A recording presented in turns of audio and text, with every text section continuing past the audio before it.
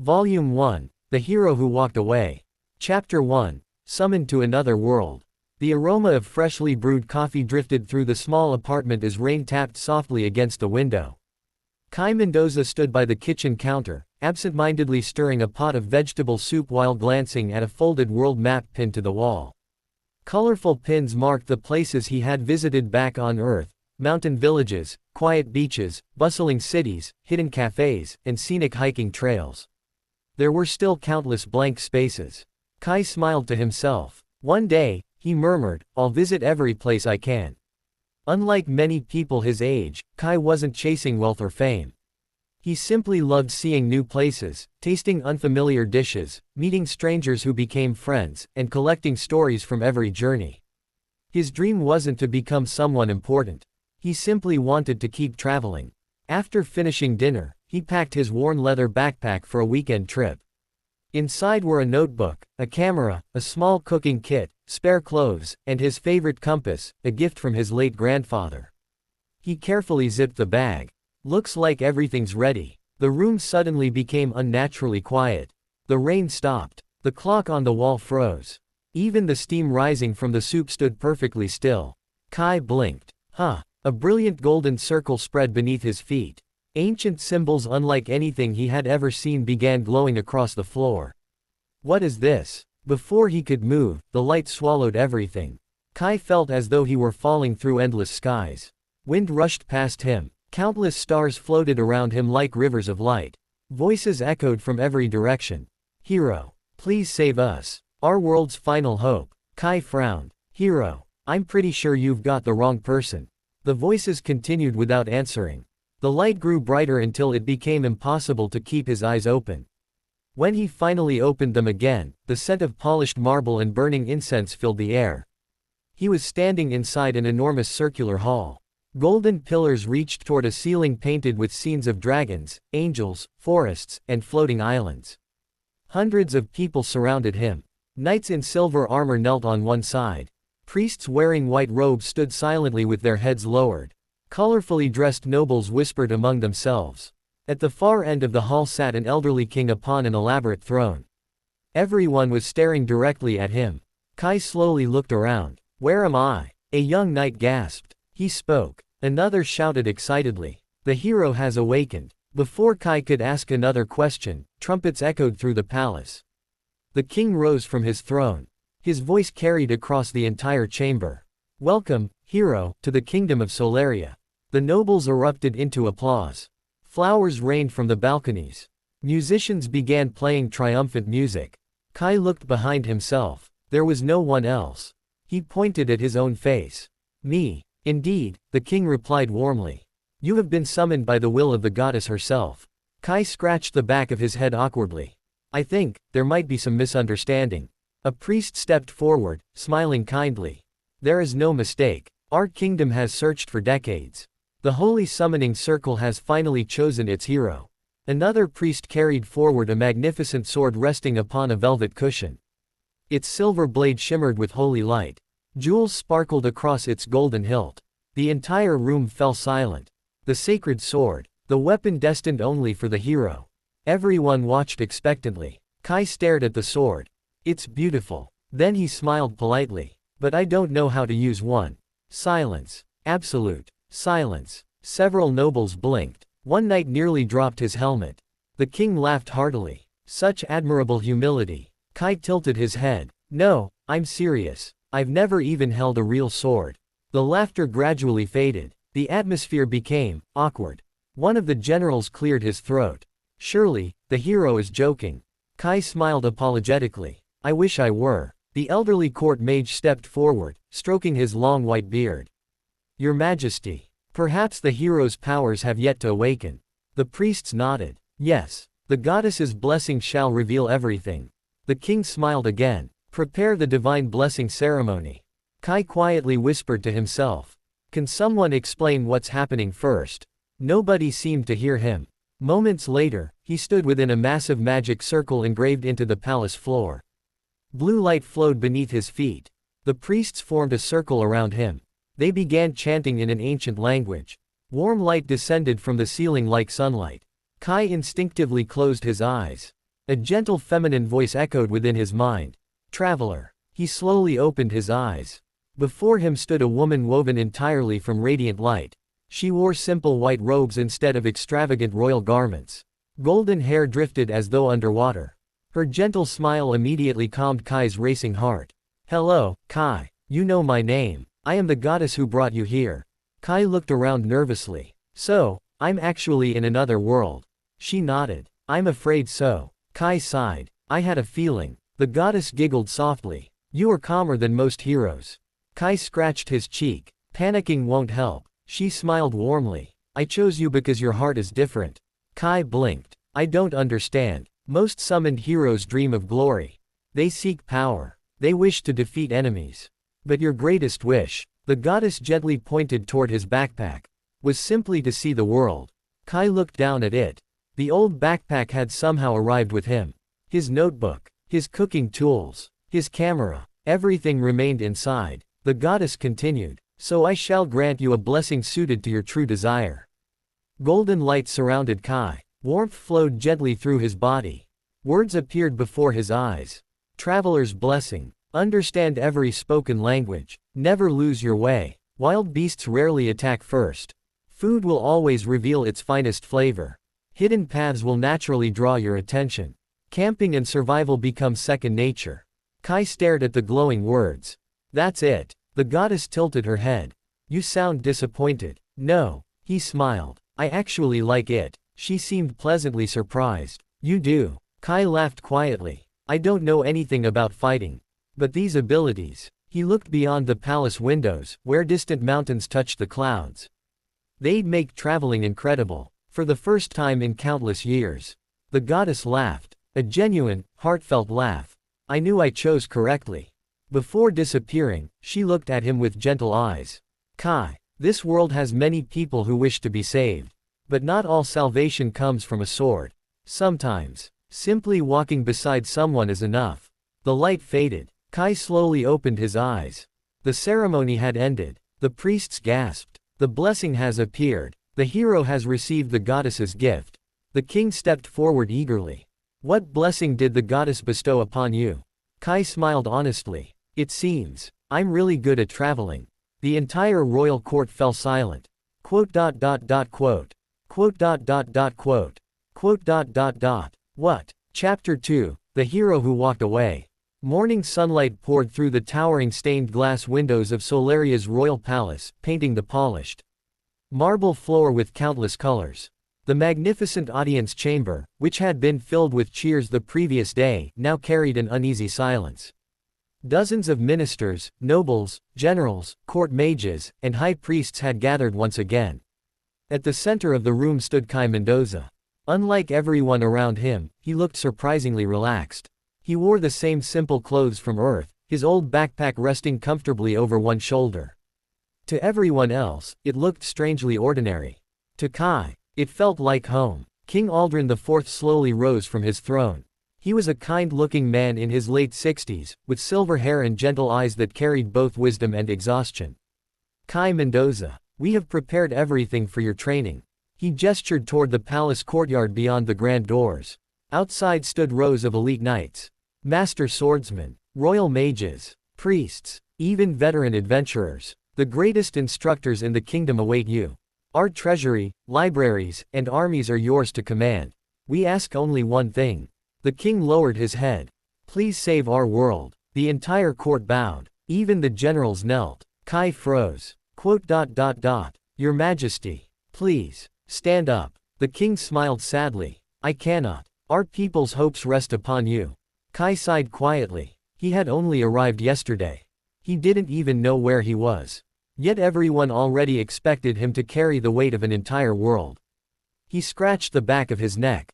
I'm really sorry, but I don't think I'm the person you're looking for. Murmurs spread across the hall. One of the generals slammed his armored fist against his chest. If you train, you shall become stronger. A royal mage added. The hero's true power awakens through hardship. Another noble stepped forward. You carry the goddess's blessing. Kai smiled politely. I know. But. He looked toward the palace windows. Beyond them stretched blue skies, green forests, distant mountains, and roads disappearing into the horizon. Did any of you notice how beautiful your country is? The nobles blinked. What? Kai pointed toward the scenery outside. I've only been here for 1 day. But I've already seen mountains, castles, gardens. I can smell flowers I've never smelled before. And everyone keeps talking about monsters. He laughed awkwardly. I kind of want to see everything else first. Silence. Nobody had expected that answer. High Priestess Elena stepped forward. She was an elegant woman dressed in flowing white robes embroidered with golden threads. The goddess chose you. Surely she intended for you to defeat the Demon King. Kai thought back to the gentle smile of the goddess during the blessing. He remembered her final words. Not all salvation comes from a sword. He smiled. I don't think she ever told me to fight. The High Priestess couldn't answer. Because she hadn't. The court mage adjusted his spectacles. What exactly do you intend to do? Kai answered without hesitation. I want to travel. Travel. I want to visit every country. Meet different races. Eat different foods. See magical creatures. Take notes. Draw landscapes. Learn recipes. And maybe make a lot of friends.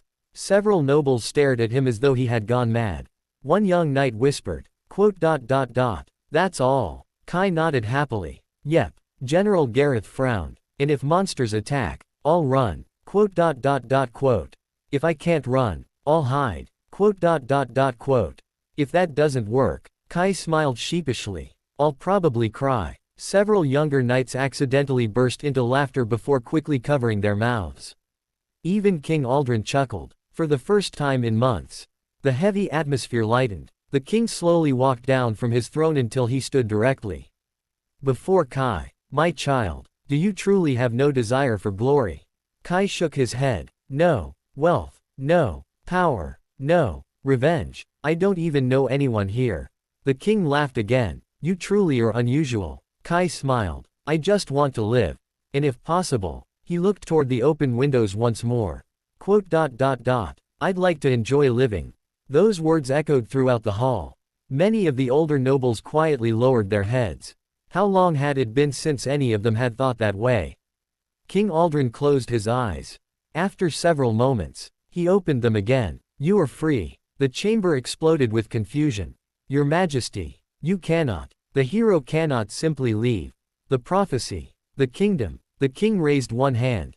Silence returned instantly. The goddess summoned him, not us. If she truly wished to force him into battle, she would have given him no choice. No one dared argue further. The king smiled warmly at Kai. If you insist on traveling, then allow this old king to at least help you begin. He clapped his hands. Servants entered carrying several items. A beautifully crafted leather backpack. A rolled sleeping blanket. A waterproof tent. Cooking utensils. A water flask enchanted to purify river water. A compass made from silver. A magical map. A sturdy travel cloak embroidered with the crest of Solaria. A pouch filled with gold coins. Kai's eyes widened. This is too much. The king shook his head. No, this is far less than what you deserve. The royal cartographer carefully unfolded the magical map. Unlike ordinary maps, this one shimmered with faint blue light. This map updates itself. It will reveal roads you've traveled, villages you've visited, safe campsites, ancient ruins. It never becomes outdated. Kai gently touched it. His eyes sparkled. This is amazing. The cartographer smiled proudly. It was created for explorers. The palace chef approached carrying a large basket. I prepared food for your first week. Fresh bread, smoked meat, cheese, dried fruit, herbal tea, several homemade pastries. Kai bowed deeply. Thank you. The elderly chef smiled kindly. When you discover new recipes, come back and teach this old man. I'd be honored. Kai grinned. It's a promise. Before noon, Kai officially received a document bearing the royal seal. The words written across the top read, Royal Traveler's Permit, Holder, Kai Mendoza. The document guaranteed him safe passage through every city, village, and checkpoint within the Kingdom of Solaria. Kai stared at it for several seconds. I've officially become a traveler. He couldn't stop smiling. As he prepared to leave the audience chamber, the young knight from the previous day hurried toward him. He couldn't have been much older than 20. My name is Lucas. I wanted to apologize. Kai tilted his head. For what? I laughed when you said you didn't know how to use a sword. Kai smiled. It's okay. Lucas hesitated. Can I ask one question? Sure. If you become famous someday, what do you want people to remember? Kai looked toward the bright blue sky beyond the palace gates. After thinking quietly, he answered. I hope they'll remember that I was someone who enjoyed the journey. Lucas stood silently as Kai walked away. For reasons he couldn't explain, those simple words stayed with him. Kai stepped through the enormous palace gates. Behind him stood the kingdom that wanted him to become its hero. Before him stretched a stone road leading toward countless unknown destinations. He took a deep breath. The breeze carried the scent of flowers, fresh bread, and distant forests. He adjusted the straps of his backpack, smiled, then took his first step. Not as the hero of Solaria, but as a traveler. Far above the clouds, unseen by anyone below, the goddess watched him leave. A gentle smile appeared on her face. The world has many heroes who wield swords. But perhaps it has been waiting for a traveler. Chapter 3, The First Road. The first rays of dawn painted the kingdom of Solaria in warm shades of gold. Kai Mendoza stood at the crest of a grassy hill overlooking the royal capital. Behind him, the white walls and towering castles shimmered beneath the morning sun. The city's bells echoed softly across the valleys below, signaling the beginning of another peaceful day. He stood quietly for several minutes. The cool breeze brushed against his face, carrying the scents of wildflowers and fresh earth. For the first time since arriving in another world, he truly felt free. He adjusted the straps of his backpack and smiled. So, he looked at the endless road stretching toward the horizon. My adventure begins now. The stone road leaving the capital was surprisingly busy. Farmers guided wagons full of vegetables toward the city. Merchants traveled with horses carrying colorful fabrics and spices. Families walked together, children laughing as they chased butterflies through the roadside flowers. Several adventurers wearing armor passed Kai. Each carried swords, bows, or staffs. One of them looked at Kai curiously. You're traveling alone. Kai nodded. I am. Where's your weapon? Kai awkwardly scratched his cheek. I don't have one. The adventurers exchanged confused glances. No sword, no spear, no dagger. Kai slowly pulled something from his backpack. A frying pan. The group stared. Then one of them burst into laughter. That's certainly unique. Kai laughed along with them. It cooks dinner. And if necessary, he gently tapped the pan. It might scare away a goblin. The adventurers laughed even harder. Before leaving, the leader patted Kai's shoulder. Be careful. The roads are mostly safe, but monsters sometimes wander near the forests. Kai smiled. I'll remember that. As the capital disappeared behind distant hills, the scenery began to change. The road wound through rolling meadows blanketed with thousands of tiny flowers. Blue, yellow, white, purple. They swayed together like colorful waves beneath the gentle wind. Kai couldn't help stopping. Beautiful. He took out his notebook. The first blank page stared back at him. He smiled. At the top he carefully wrote. Traveler's Journal. Day 1. Today I officially began my journey through another world. The flowers beside Solaria's roads bloom like living paintings. Even walking slowly feels worthwhile. He sketched the landscape with surprisingly neat lines before continuing. Several hours later, the road entered a peaceful woodland. Unlike Earth's forests, this one shimmered with faint traces of magic. Tiny glowing butterflies floated between enormous trees. Colorful birds sang melodies Kai had never heard before. Small rabbit-like creatures with long feathered ears hopped through the bushes. One stopped, looked directly at Kai, then calmly returned to eating grass. Kai blinked. They're not afraid. He suddenly remembered one of his blessings. Wild beasts rarely attack first. So that's what she meant. He smiled warmly. Rather than fearing the animals, they simply accepted his presence. Around noon, Kai found a clear stream flowing beneath an ancient stone bridge. Crystal clear water revealed colorful fish swimming lazily among smooth river stones. His stomach growled. I guess it's lunchtime. Using skills he had never learned before, Kai instinctively gathered dry branches. Within minutes, a small campfire crackled gently. He froze. Wait, I've never made a campfire this fast. The blessing, camping, and survival had become second nature. He laughed quietly. This is amazing. He filled a small pot with purified river water using the enchanted flask. Soon, vegetable soup warmed over the fire. Fresh bread from the royal chef rested beside it. Kai closed his eyes after the first spoonful. Delicious. The ingredients tasted richer than before. The herbs, the vegetables, even the bread, everything possessed incredible depth of flavor. Another blessing. Food always revealed its finest taste. Kai couldn't stop smiling. I'm definitely thanking the goddess someday. After lunch, he washed everything carefully. His grandfather had always taught him, leave every place cleaner than you found it. Even in another world, Kai intended to follow that lesson. The afternoon journey felt wonderfully peaceful. Occasionally he met travelers heading toward the capital. Most greeted him warmly. Some asked where he was going. His answer remained the same. I'm not sure. I'm just following the road. Many laughed. Others looked strangely envious. Late in the afternoon, Kai noticed something unusual. A narrow trail branched away from the main road. It wasn't marked on ordinary signposts. Most travelers walked past without even noticing it. Yet, Kai couldn't stop looking at it. His magical map softly glowed. A tiny golden light appeared beside the hidden trail. Hidden path discovered. Kai blinked. So this is another blessing. He smiled. I guess we're taking the scenic route. The hidden path led deeper into the forest. Towering trees blocked much of the sunlight. Gentle streams crossed the trail. Bright blue flowers bloomed beside moss-covered stones.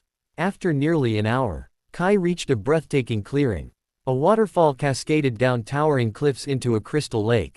Rainbow-colored mist floated through the air. Dozens of glowing dragonflies danced above the water. Kai stood speechless. Back on Earth, he had visited many beautiful places. None compared to this. He slowly whispered, if I had become the hero. I might never have found this place. He opened his notebook once more. Traveler's journal. Perhaps hidden roads exist because not everyone is in a hurry. Sometimes the most beautiful places can only be found by people willing to slow down. He carefully sketched the waterfall. As evening approached, Kai searched for a place to spend the night. Almost instinctively, his eyes landed on a flat grassy area beneath a giant oak tree. It was sheltered from the wind, close to fresh water, dry, safe, perfect for camping. Again, traveler's blessing quietly guided him. Within 30 minutes, his small campsite was complete. Tent, campfire, cooking area, water, firewood neatly stacked. Everything looked surprisingly professional. Kai stared proudly. I think I was born to camp. Dinner was simple. Warm soup, fresh bread, dried fruit, herbal tea. He sat beside the fire watching sparks drift toward the stars. Without city lights, the night sky looked endless. Thousands upon thousands of stars shimmered overhead. Some constellations resembled animals. Others looked like ships sailing across the heavens. Kai quietly lay on the grass. Beautiful. He wondered how many more skies like this existed beyond the next mountain. Hours passed peacefully. The forest became quieter. Crickets chirped softly. Leaves rustled gently. The campfire crackled. Kai was beginning to drift toward sleep. When, rustle. His eyes slowly opened. Another rustle. This time from the bushes nearby. Kai sat up. His heart beat a little faster. Hello. No answer. Only silence. Then, two tiny blue lights appeared between the bushes. They weren't glowing eyes filled with hostility. They seemed curious. The lights disappeared, then reappeared from another bush. Watching him, Kai smiled gently. If you're hungry. He broke a small piece of bread. You can come closer. Nothing happened. The forest fell silent once again. But as Kai climbed into his tent, he couldn't shake the feeling. Someone, or something, was quietly watching over the lonely traveler from the darkness. Chapter 4, The Silver Fox. The first rays of sunlight filtered through the dense forest canopy, turning countless drops of morning dew into tiny crystals that sparkled like scattered diamonds. Kai slowly unzipped his tent. A cool breeze greeted him immediately. He stretched his arms toward the sky and took a deep breath. Good morning, the forest answered with birdsong. Colorful birds flew from branch to branch while glowing butterflies drifted lazily through the air. Even after spending only a few days in this world, Kai still found himself amazed by its beauty. He smiled. I don't think I'll ever get tired of this. After preparing a simple breakfast of toasted bread, fruit, and hot herbal tea, Kai carefully packed his campsite. As always, he made sure not to leave even a single piece of trash behind. The fire pit was extinguished. The ground was cleaned. Only flattened grass remained where his tent had stood. Grandpa would be proud. Kai looked around one last time before continuing along the hidden forest trail. The morning was peaceful. Sunlight danced between towering trees. Tiny streams crossed the path. Occasionally Kai stopped to sketch unusual flowers in his journal. One flower looked like a tiny blue bell. Another resembled a glowing feather. He carefully wrote beneath one sketch. Some flowers bloom not to be admired, but simply because they exist. Nearly 2 hours later, a faint sound reached his ears. It wasn't the wind, nor birds. It sounded like crying. Kai stopped walking. The soft whimper echoed once more. Someone's hurt. Without hesitation, he left the trail and followed the sound deeper into the woods. Branches brushed against his shoulders.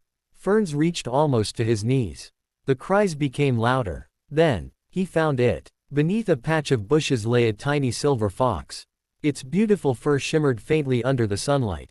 Its fluffy tail glowed with pale blue light. Large sapphire-colored eyes stared at him in fear.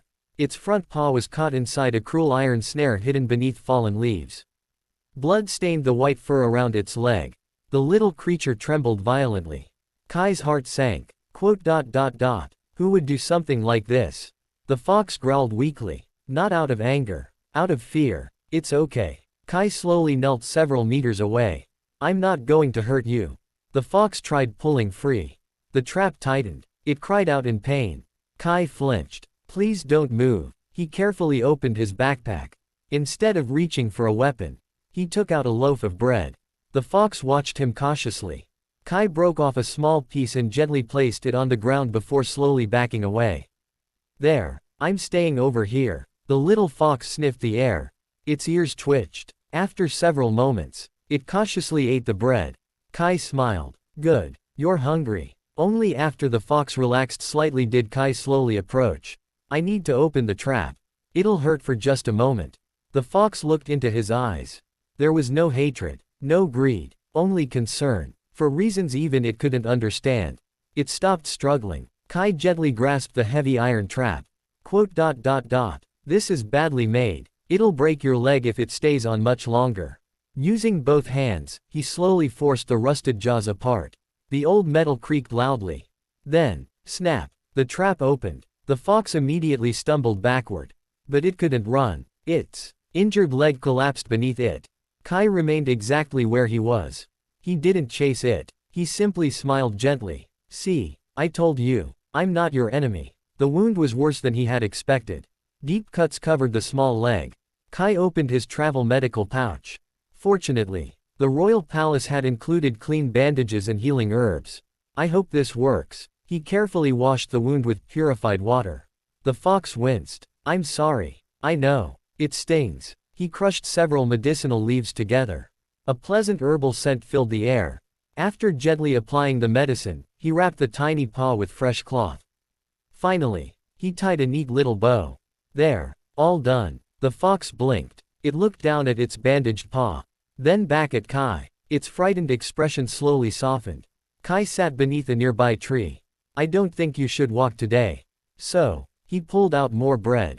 Would you like lunch? The fox hesitated. Very slowly. It limped closer. Kai placed food on a flat stone instead of handing it directly to the animal.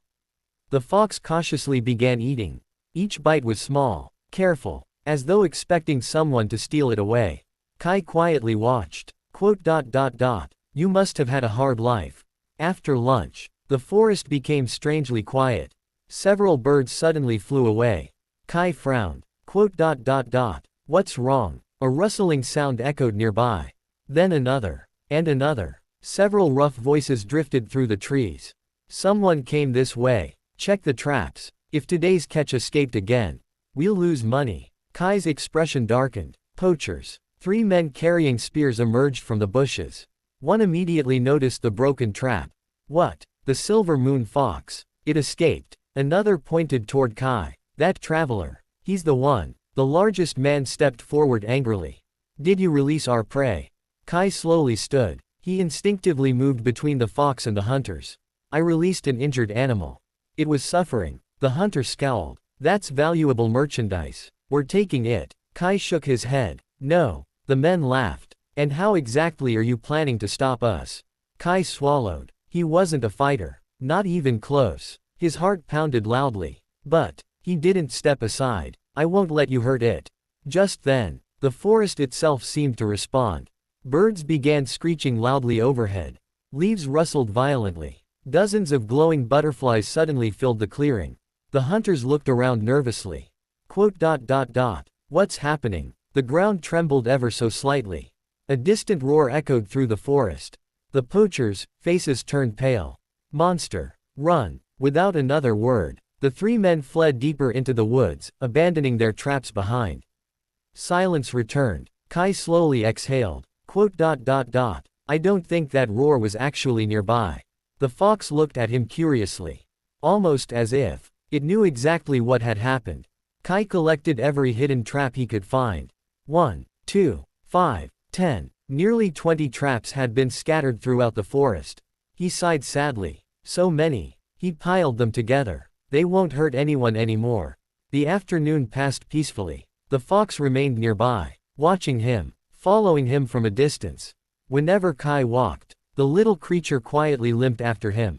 When he stopped, it stopped. He smiled. So, you've decided to keep an eye on me. The fox looked away innocently. As sunset painted the forest golden once more, Kai prepared another campsite beside a gentle stream.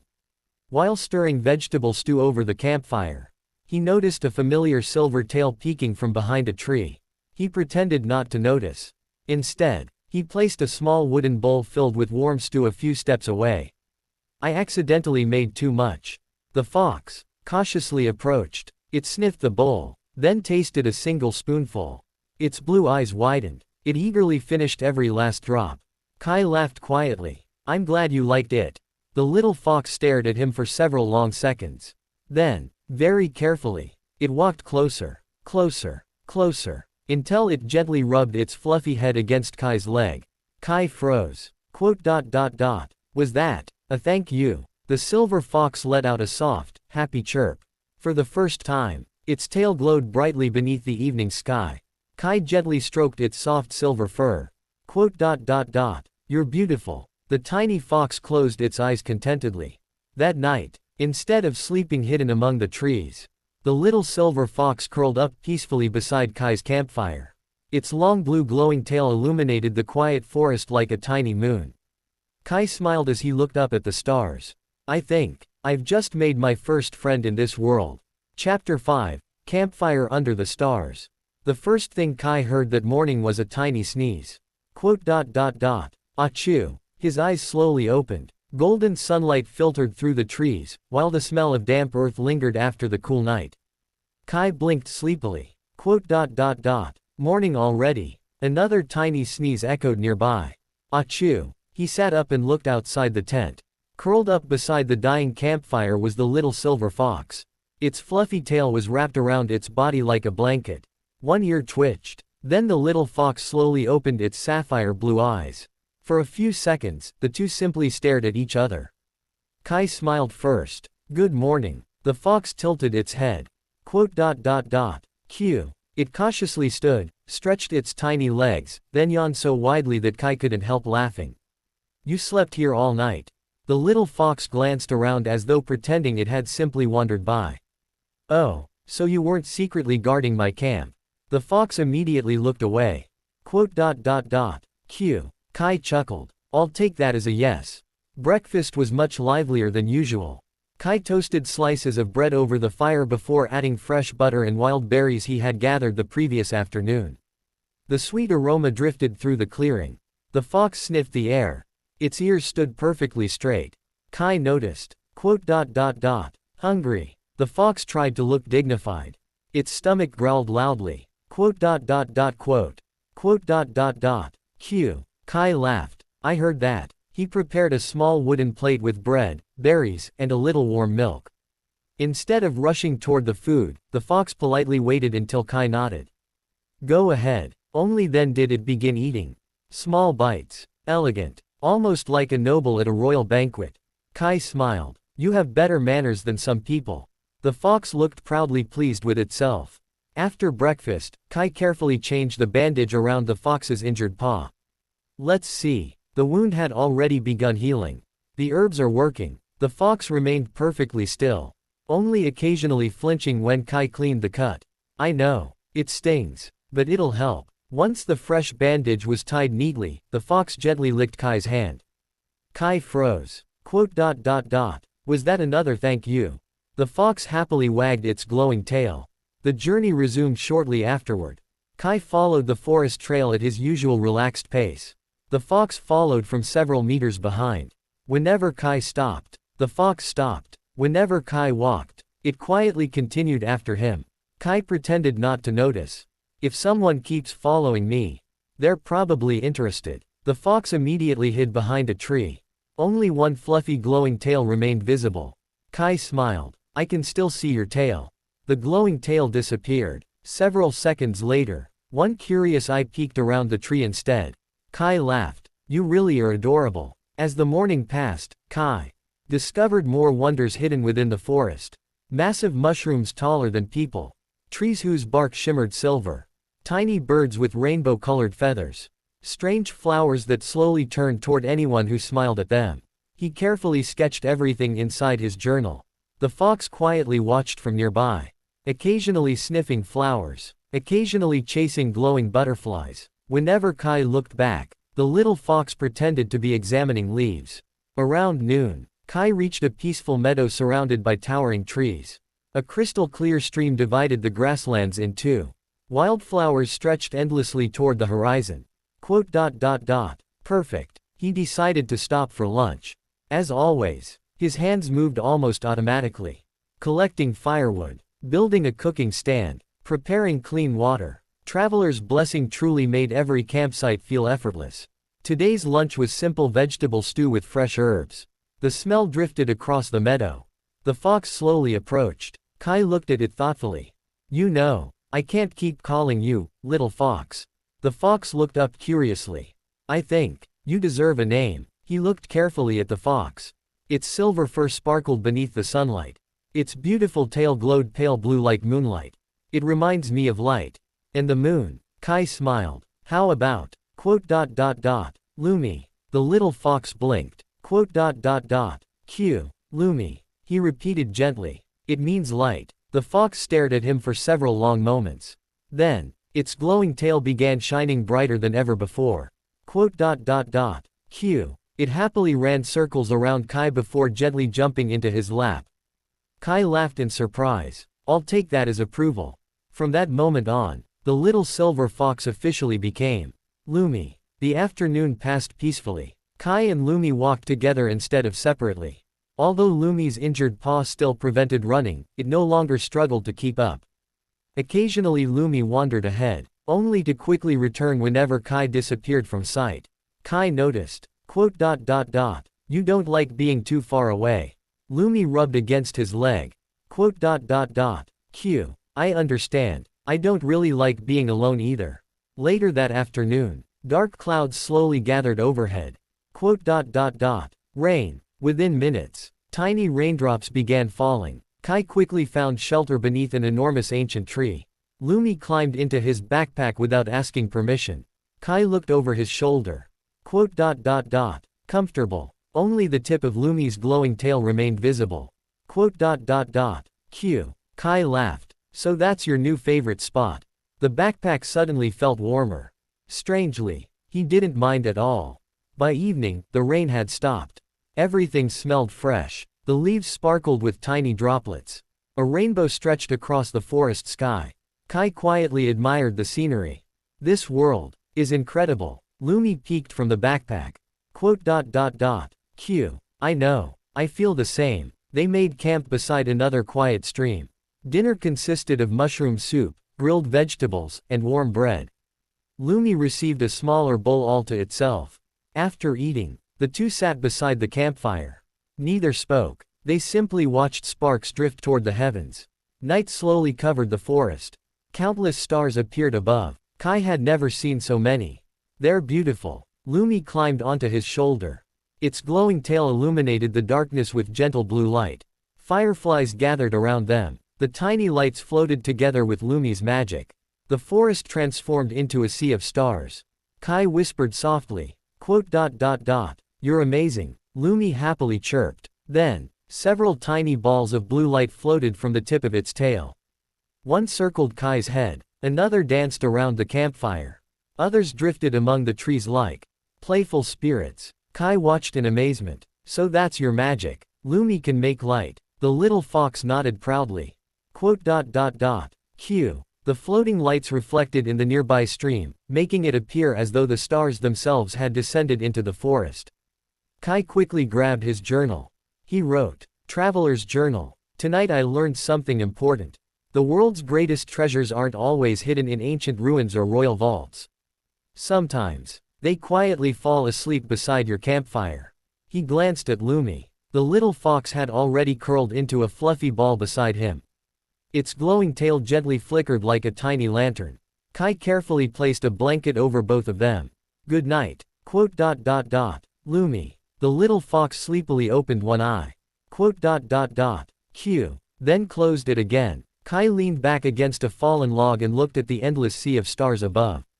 Only a few days ago, he had stood inside a royal palace, expected to become the world's hero. Now, he sat beside a campfire in the middle of a magical forest with a tiny silver fox sleeping beside him. He smiled. "I wouldn't trade this for anything." Far above the clouds, the goddess quietly watched the peaceful campsite. A gentle smile touched her lips. "You truly found the blessing I wished for you." The campfire crackled softly. Lumi's glowing tail illuminated the darkness. And beneath an endless sky filled with stars, the traveler and his first companion peacefully welcomed another beautiful night together. Chapter 6, Bread Village. Morning arrived with the warm scent of fresh grass and wildflowers. Kai slowly opened his eyes as the campfire burned down to glowing embers. Above him, sunlight filtered through the forest canopy, painting dancing patterns across his tent. Beside him, Lumi was still asleep. The tiny silver fox had somehow rolled onto its back during the night, its fluffy paws sticking straight into the air. Its glowing blue tail was wrapped around Kai's arm like a soft blanket. Kai couldn't help smiling. Comfortable. Q. Lumi answered without waking up. Kai laughed quietly. "I'll take that as a yes." Breakfast was simple but peaceful. Kai baked flatbread in a small iron pan over the fire and topped it with wild berries and sweet forest honey he had bought before leaving the capital. The delicious aroma spread through the clearing. Lumi woke almost instantly. Its little nose twitched. Q. So you only wake up for food? Lumi proudly nodded. Kai laughed. "I should have expected that." The little fox happily devoured its breakfast before licking every last crumb from the wooden plate. After packing their campsite, the two continued down the forest trail. According to the magical map, the hidden path would soon reconnect with the main road. Sure enough, an hour later, the dense trees gave way to open fields. Golden wheat stretched endlessly beneath the bright blue sky. The gentle wind caused the fields to sway like rolling waves across the countryside. Kai stopped walking. Wow, he had never seen wheat fields this vast before. Lumi stared in amazement as well. The little fox chased the wind through the tall stalks, occasionally disappearing completely before popping back out with bits of wheat stuck to its ears. Kai burst into laughter. "You look ridiculous." Lumi proudly posed anyway. As they continued walking, a wooden sign appeared beside the road. "Welcome to Millstone Village, the home of Solaria's finest bread." Kai's eyes sparkled. Bread. He looked toward Lumi. "I think we're going to like this place." Lumi's tail wagged enthusiastically. Millstone Village was unlike the capital. Instead of grand stone buildings, cozy wooden cottages lined flower-filled streets. Windmills slowly turned beneath the afternoon breeze. Children laughed while chasing chickens across open fields. The smell was incredible. Fresh bread, butter, roasted grain, sweet pastries, warm cinnamon. Kai instinctively followed his nose. This place smells like happiness. The village bakery stood at the center of town. A small bell rang as Kai stepped inside. Rows upon rows of freshly baked bread filled the shelves. Round loaves, long loaves, braided bread, nut bread, cheese rolls, fruit-filled pastries. The elderly baker behind the counter smiled warmly. "Welcome, traveler." Kai bowed politely. "Good afternoon. I don't think I've ever smelled a bakery this wonderful."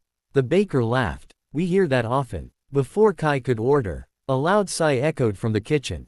"Oh dear." Another sigh followed. Kai glanced toward the back room. The elderly baker noticed. "My son. He inherited the bakery, but not my confidence." Kai tilted his head. "What happened?" "The bread. It simply doesn't taste the same anymore." Curious, Kai asked if he could watch. The baker happily agreed. Inside the kitchen stood a young man around Kai's age. His flour-covered apron was stained from countless failed attempts. Several burnt loaves rested sadly on a nearby table. The young baker looked exhausted. "I've followed father's recipes exactly. But something is always missing." Kai looked carefully around the kitchen.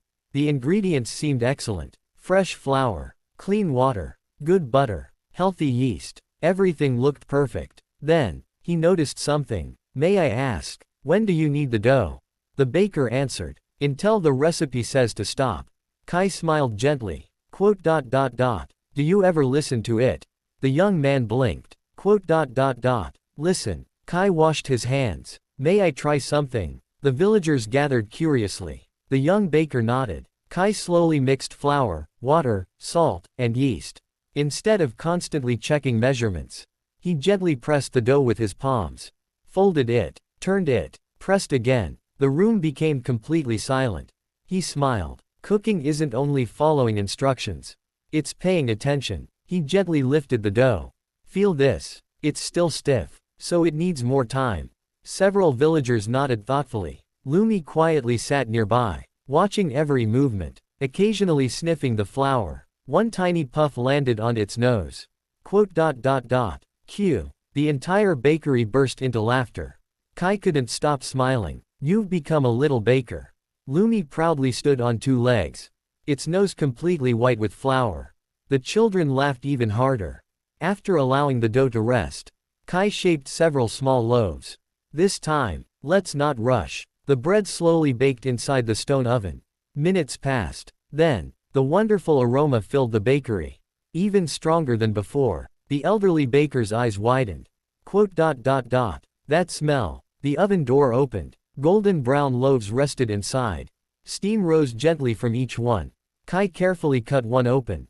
The bread was soft, light, perfectly fluffy. He handed the first slice to the young baker. The man hesitated before taking a bite. His eyes widened. It's delicious. His voice trembled. "I've never baked bread like this." Kai smiled. "You did. I only reminded you to trust yourself." The elderly baker quietly wiped away tears. "I'd forgotten. My own teacher once told me the exact same thing." He looked proudly at his son. "You've finally baked bread worthy of this village." Father and son embraced. The villagers applauded. Several children cheered. Lumi happily jumped onto the counter, wagging its glowing tail. That afternoon, Kai helped the villagers bake bread together. He shared simple techniques he had learned back on Earth. Adding herbs, using natural steam, allowing dough to rest properly. Soon, the bakery overflowed with laughter, fresh bread, and smiling faces. As the sun began to set, the village gathered in the town square. Long wooden tables were covered with every kind of bread imaginable. Soup, cheese, honey, fruit jam, roasted vegetables. Everyone insisted Kai join them. The village chief raised a loaf high into the air. "To our traveler, who reminded us that bread isn't made only with hands, but also with heart." Cheers echoed throughout the square. Kai blushed. "I didn't really do much." The villagers immediately disagreed. "You reminded us why we bake." That evening, Kai and Lumi camped just outside the village beneath another sky filled with stars. The elderly baker had packed enough bread to feed them for days. Lumi happily hugged one loaf while sleeping. Kai laughed quietly. "I think you've found your favorite food." Q. Even asleep, the little fox refused to let go. Kai opened his journal. He wrote, "Traveler's Journal, Day 6. Today I learned that recipes can teach you how to make bread. But only kindness, patience, and experience can teach you how to bake something that makes people smile. Sometimes helping someone doesn't require magic. Sometimes it only takes sharing what you've learned. Kai closed the journal. He looked toward the warm lights of Millstone Village glowing peacefully in the distance. A place he had only visited for one day. Already felt like somewhere he would gladly return to someday. Beside him, Lumi snuggled closer, still hugging its loaf of bread. Kai smiled. Good night, little baker. The tiny fox sleepily wagged its glowing tail. And beneath another beautiful sky in another world, the traveler and his first companion dreamed peacefully of tomorrow's road. Chapter 7. The Merchant Caravan. The morning sun rose gently over Millstone Village. Golden light spilled across the endless wheat fields, while the village windmills turned lazily in the cool breeze. Kai stood outside the village gate, adjusting the straps of his backpack. Beside him, Lumi happily carried a small round loaf of bread almost as large as its own head. Q. Kai chuckled. You're really bringing it with us. Lumi nodded proudly. The little fox refused to leave its favorite bread behind. The villagers watching from the gate burst into laughter. The elderly baker approached carrying another cloth bag. I baked these before sunrise. He handed the bag to Kai. Inside were fresh rolls, herb bread, fruit pastries, and sweet honey biscuits. Kai's eyes widened. This is too much. The old baker smiled warmly. A traveler should never leave on an empty stomach. His son stepped forward next. Thank you. I finally enjoy baking again. Kai smiled. You did all the hard work. The young baker shook his head. No, you reminded me why I started. The entire village gathered to say goodbye. Children waved enthusiastically. Several of them hugged Lumi. The little fox happily accepted every bit of attention. One little girl tied a tiny blue ribbon around Lumi's neck. There, so everyone knows you're loved. Lumi blinked. Q. It looked toward Kai. Kai smiled. It looks perfect. Lumi proudly puffed out its chest. After one last farewell, Kai and Lumi continued down the northern road. The countryside stretched endlessly before them. Rolling green hills, flower-covered meadows, crystal-clear streams, peaceful farms. Kai took a deep breath. I'll definitely come back someday. Lumi looked back toward the distant village. Then quietly nodded. Q. Several hours later, the peaceful road became noticeably busier. Large wagons rolled steadily along the highway. Some carried grain, others transported colorful cloth, barrels of wine, spices, pottery, books, and countless other goods. Kai watched curiously. So many merchants. Lumi sniffed the air. Its ears suddenly stood straight. Q. Ahead, a long line of nearly 20 wagons had stopped beside the road. People hurried between them. Some repaired broken wheels. Others unloaded heavy crates. Kai approached carefully. A middle-aged man noticed him immediately. Traveler, you heading north? Kai nodded. I am. The merchant smiled. Perfect timing. We're resting before continuing. The merchant introduced himself. My name is Roland. I lead the Silver Road Caravan. Kai politely bowed. I'm Kai. And this is Lumi. The tiny fox bowed as well.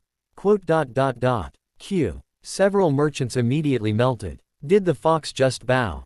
It's adorable. Lumi received dozens of compliments within seconds. Kai laughed. I think you're becoming more popular than me. Lumi looked extremely pleased. Roland invited Kai to join them for lunch. Long tables had been set beneath enormous oak trees. Merchants from many places shared meals together. Kai quickly noticed something fascinating. Not everyone was human. Across the table sat a woman with elegant pointed ears. She smiled politely. Good afternoon. Kai blinked.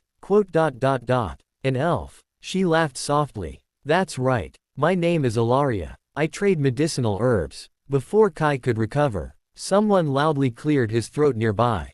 A broad-shouldered man barely taller than Kai's chest approached. His thick beard reached almost to his belt. A hammer rested comfortably across one shoulder. So you're the traveler everyone's talking about.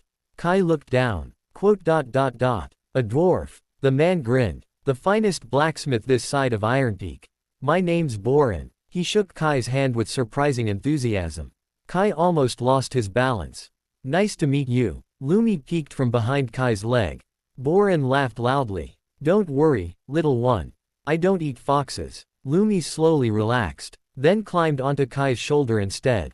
The entire table smiled. Lunch became one of the most interesting meals Kai had ever experienced. Each merchant brought dishes from different lands.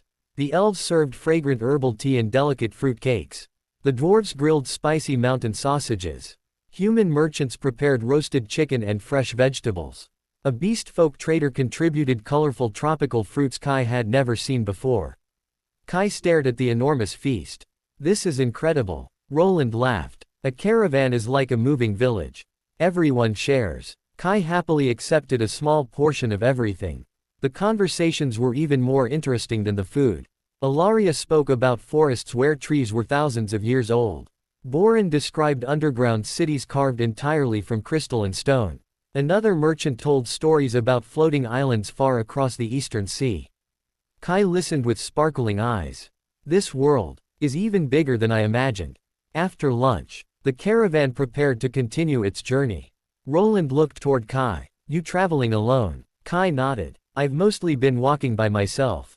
The merchant scratched his beard. If you'd like, you can travel with us for a while.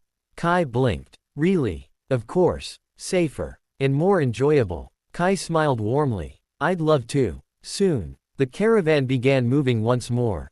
20 wagons rolled steadily along the King's Highway.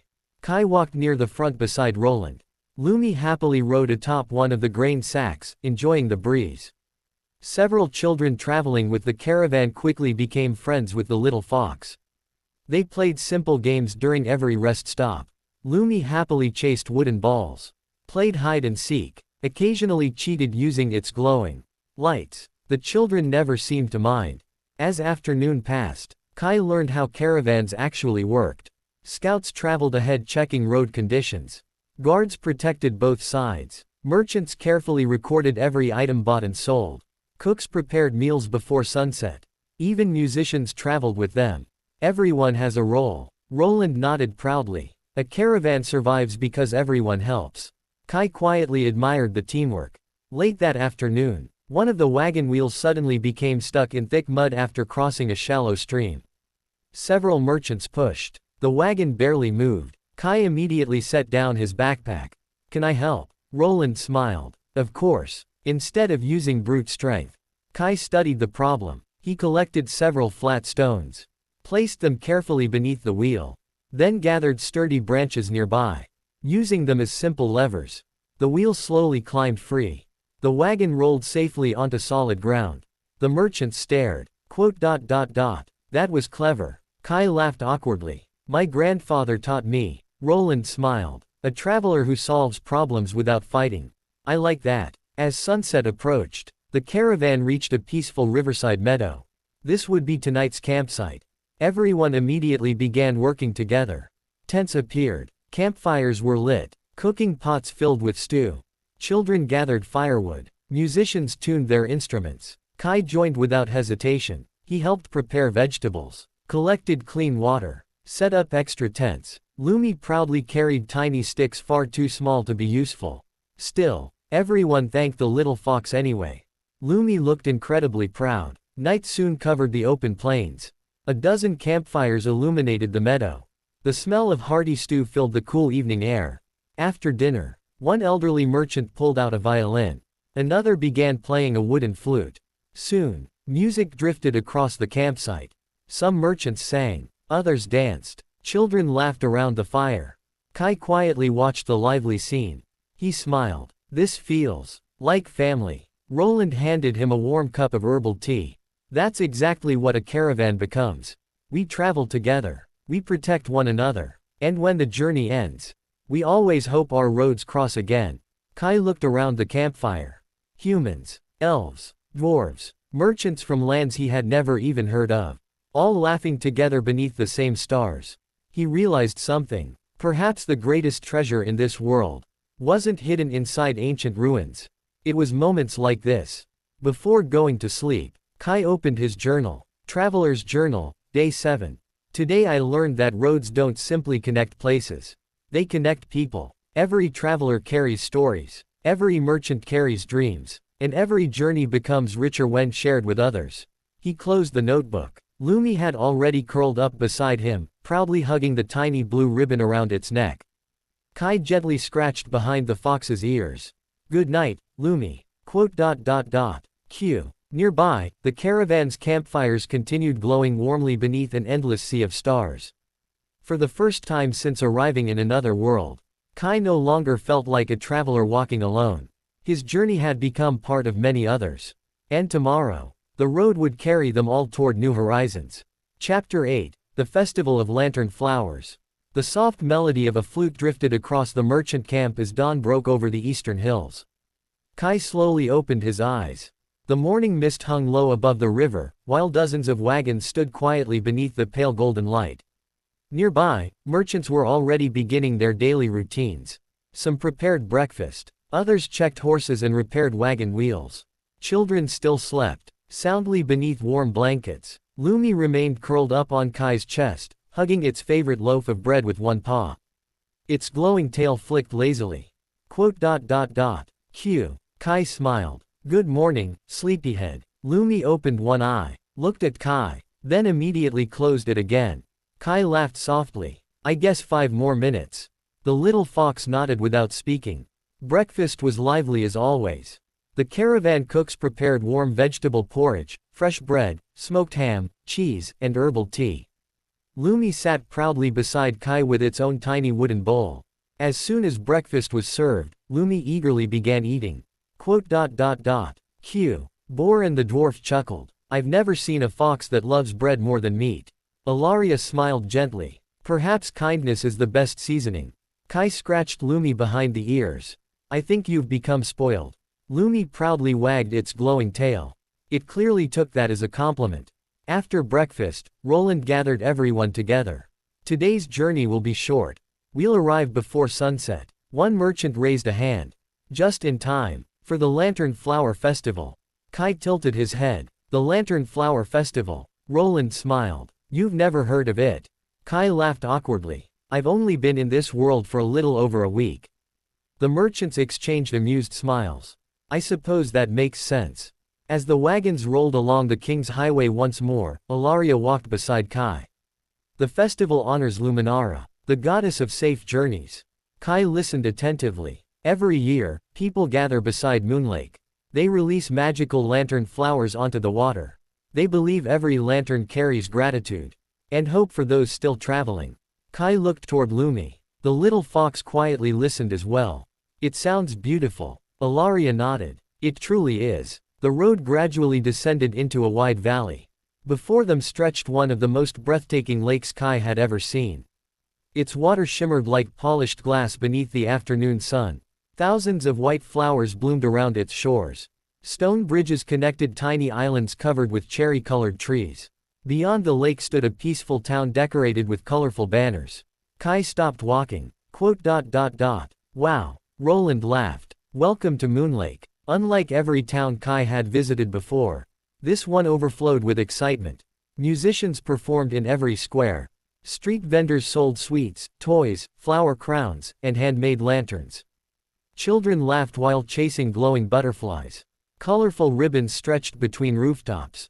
Every building was decorated with fresh flowers. Lumi's eyes sparkled. Q. The little fox darted excitedly from stall to stall. Kai hurried after it. "Don't wander too far." The first stall they visited sold sweet flower tea.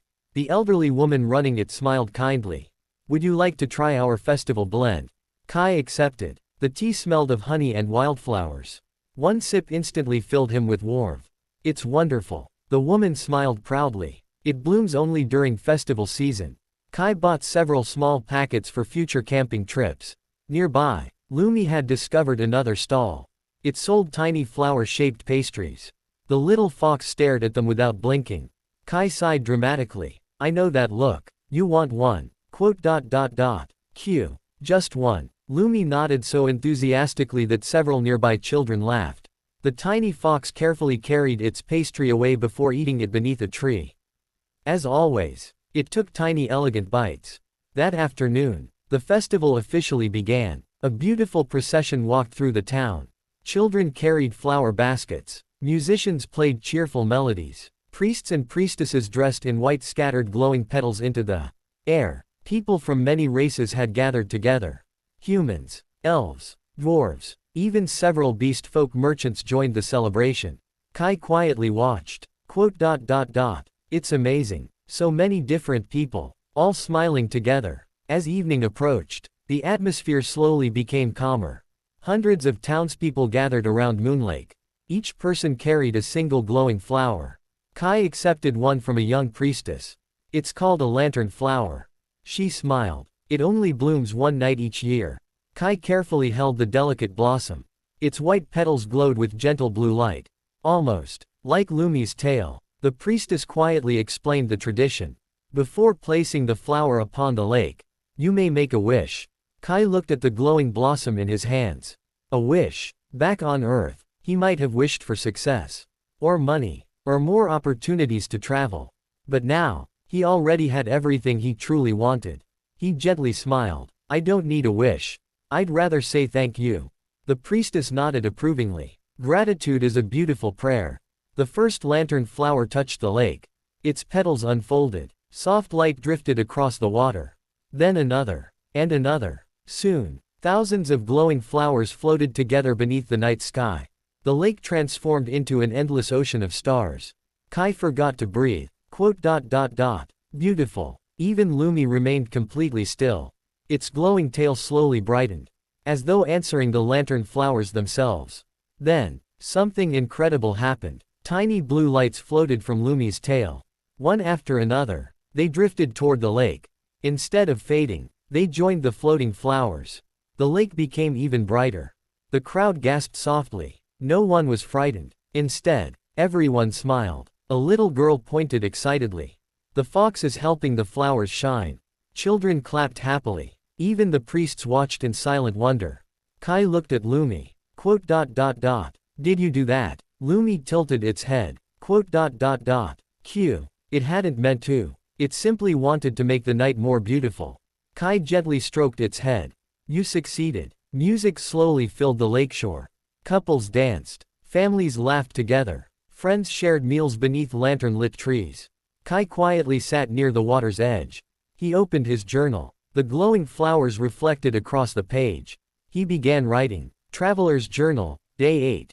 Tonight, I witnessed gratitude become light. No one prayed for riches. No one asked for power. Instead, thousands simply thanked the road that had safely carried them here. Perhaps, that is why this world feels so warm. When Kai finished writing, he noticed Lumi had fallen asleep beside him. The tiny fox's glowing tail reflected beautifully upon the lake. Kai smiled softly. You really made tonight unforgettable. Far across the lake, fireworks of magical light bloomed silently above the water. Flowers of blue, silver, gold, lavender. Their reflections danced together among the floating lantern flowers. For several long minutes, nobody spoke. There were no heroes, no battles, no monsters, only travelers, sharing one beautiful evening beneath an endless sky. Kai quietly leaned back against the grassy shore. I think, this is exactly where I'm supposed to be. Above the clouds, the goddess smiled, and somewhere beyond the distant horizon, the next road patiently waited for its traveler. Chapter 9, The Sleeping Slime.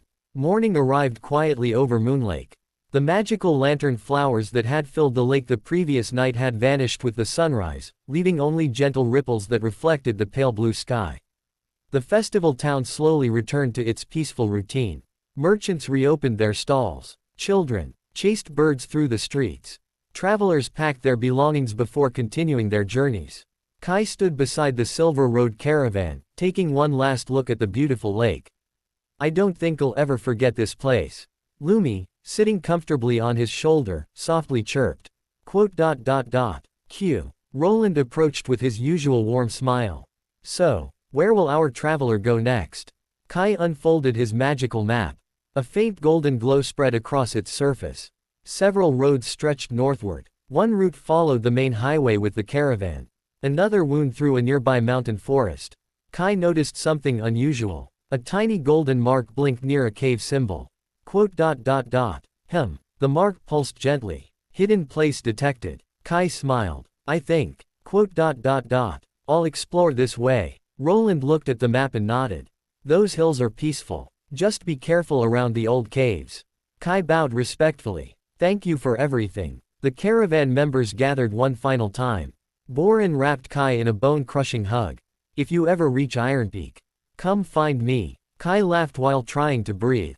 I will. Ilaria handed him several small packets of herbal seeds. Plant these whenever you camp. They bloom overnight. Kai carefully stored them in his backpack. I'll treasure them. The caravan children surrounded Lumi. They hugged the tiny fox repeatedly. One little boy whispered, "Come visit us again." Lumi rubbed its head against him. Q. Even the little fox looked reluctant to leave. After saying their final goodbyes, Kai and Lumi took the smaller forest road. The cheerful sounds of the caravan gradually faded behind them. Soon, only birdsong and rustling leaves remained. Kai smiled. Back to just the two of us. Lumi happily wagged its glowing tail. The road climbed steadily into gentle hills. Large moss-covered rocks lined the path. Ancient trees stretched high into the sky. Bright blue butterflies drifted lazily through the sunlight. Kai breathed deeply. I love roads like this.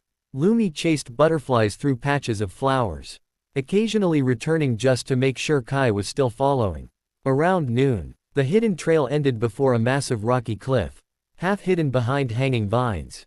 A cave entrance waited silently. Kai looked toward his glowing map. The golden mark had stopped moving. This must be it. Lumi sniffed the air. Its ears twitched. Q. There was no dangerous scent. Only something sleepy. Kai lit a small lantern. The cave wasn't dark for long. Strange blue crystals embedded in the walls glowed softly, illuminating the passage ahead. Water dripped gently from the ceiling. Tiny mushrooms emitted faint golden light. It feels peaceful. His footsteps echoed quietly. The deeper they walked, the cooler the air became. Eventually, the tunnel opened into an enormous underground chamber.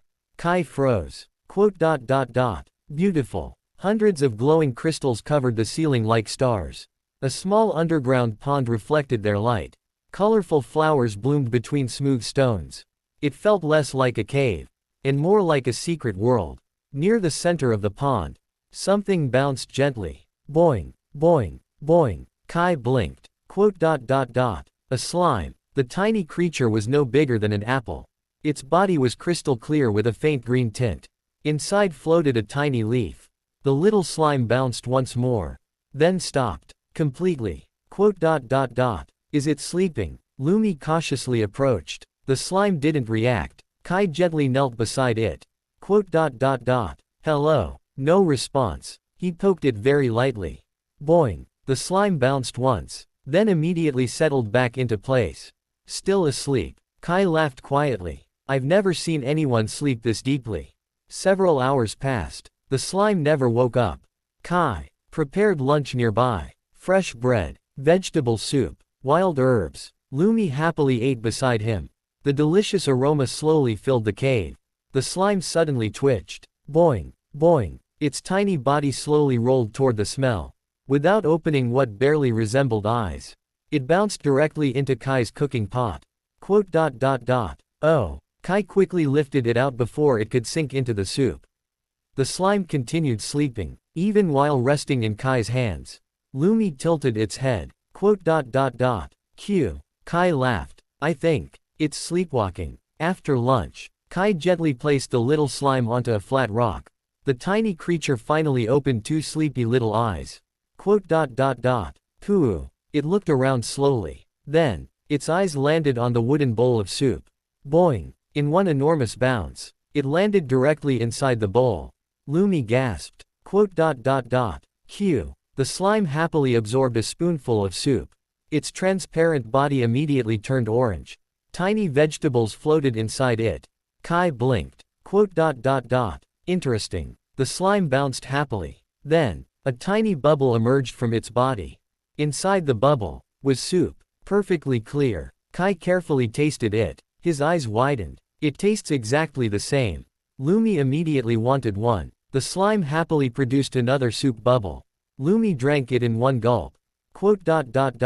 Q. Its tail wagged furiously. Kai laughed. So, you can copy flavors. The slime proudly bounced. Boing. The afternoon became one long cooking experiment. Kai prepared berry juice. The slime copied it. Herbal tea. Copied. Honey. Copied. Fresh bread. The slime couldn't copy solid food, but it somehow reproduced its flavor in delicious liquid bubbles. Kai excitedly filled several pages of his journal. Traveler's journal. Today I met the strangest creature yet. A slime that sleeps almost all day, but can perfectly recreate the taste of anything it eats. If this little one met a great chef, it might become the world's greatest food critic. As sunset approached, Kai prepared to leave the cave. The slime quietly watched. Its tiny body looked noticeably droopier. Pooh. Kai smiled. Are you lonely? The slime bounced once, very weakly. Lumi slowly approached it. The little fox gently nudged the slime with its nose. Q. The slime bounced onto Lumi's head. Then, it refused to move. Kai laughed. I guess you've already made a friend. Lumi looked at Kai, then at the slime, then nodded. Q. Kai crouched beside them. Would you like to travel with us?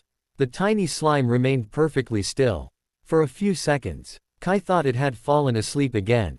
Then, boing, it bounced directly onto Kai's shoulder, where it immediately curled into a tiny wobbling ball. Pooh. Within seconds, it was asleep again. Kai and Lumi looked at each other, then burst into laughter. I suppose that's a yes. Outside, the evening sky glowed orange above the forest. Kai set up camp beside a quiet stream. The tiny slime slept peacefully inside a wooden bowl lined with soft leaves. Lumi sat beside it like an older sibling standing guard. Kai smiled warmly. I think you deserve a name too. The slime sleepily opened one eye. Pooh. You love flavors and desserts. Kai thought carefully, then smiled. How about flan? The little slime bounced excitedly. Boing, boing, boing, then immediately bounced back into its bowl and fell asleep. Kai laughed so hard he almost dropped his journal. Lumi, I think our new friend is going to keep us very busy. Lumi happily chirped.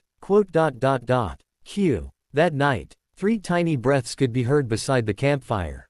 Kai, Lumi, and Flan, the traveler who wished to see the world, had unknowingly begun building a family. Chapter 10. A chef from another world. The morning forest echoed with cheerful birdsong. Sunlight filtered through the leaves, casting dancing patterns across the small campsite. Kai slowly opened his eyes. The first thing he saw was Lumi sleeping peacefully against his shoulder. The second was Flan. The tiny slime had somehow climbed into the cooking pot during the night. Flan. The little slime didn't answer. It simply made a tiny sleeping sound. Pooh. Kai couldn't help laughing. I suppose every bed looks comfortable to you. Lumi opened one sleepy eye before looking into the pot. Q. The fox gently tapped the slime with its paw. Boing. Flan bounced once, then immediately settled back into sleep.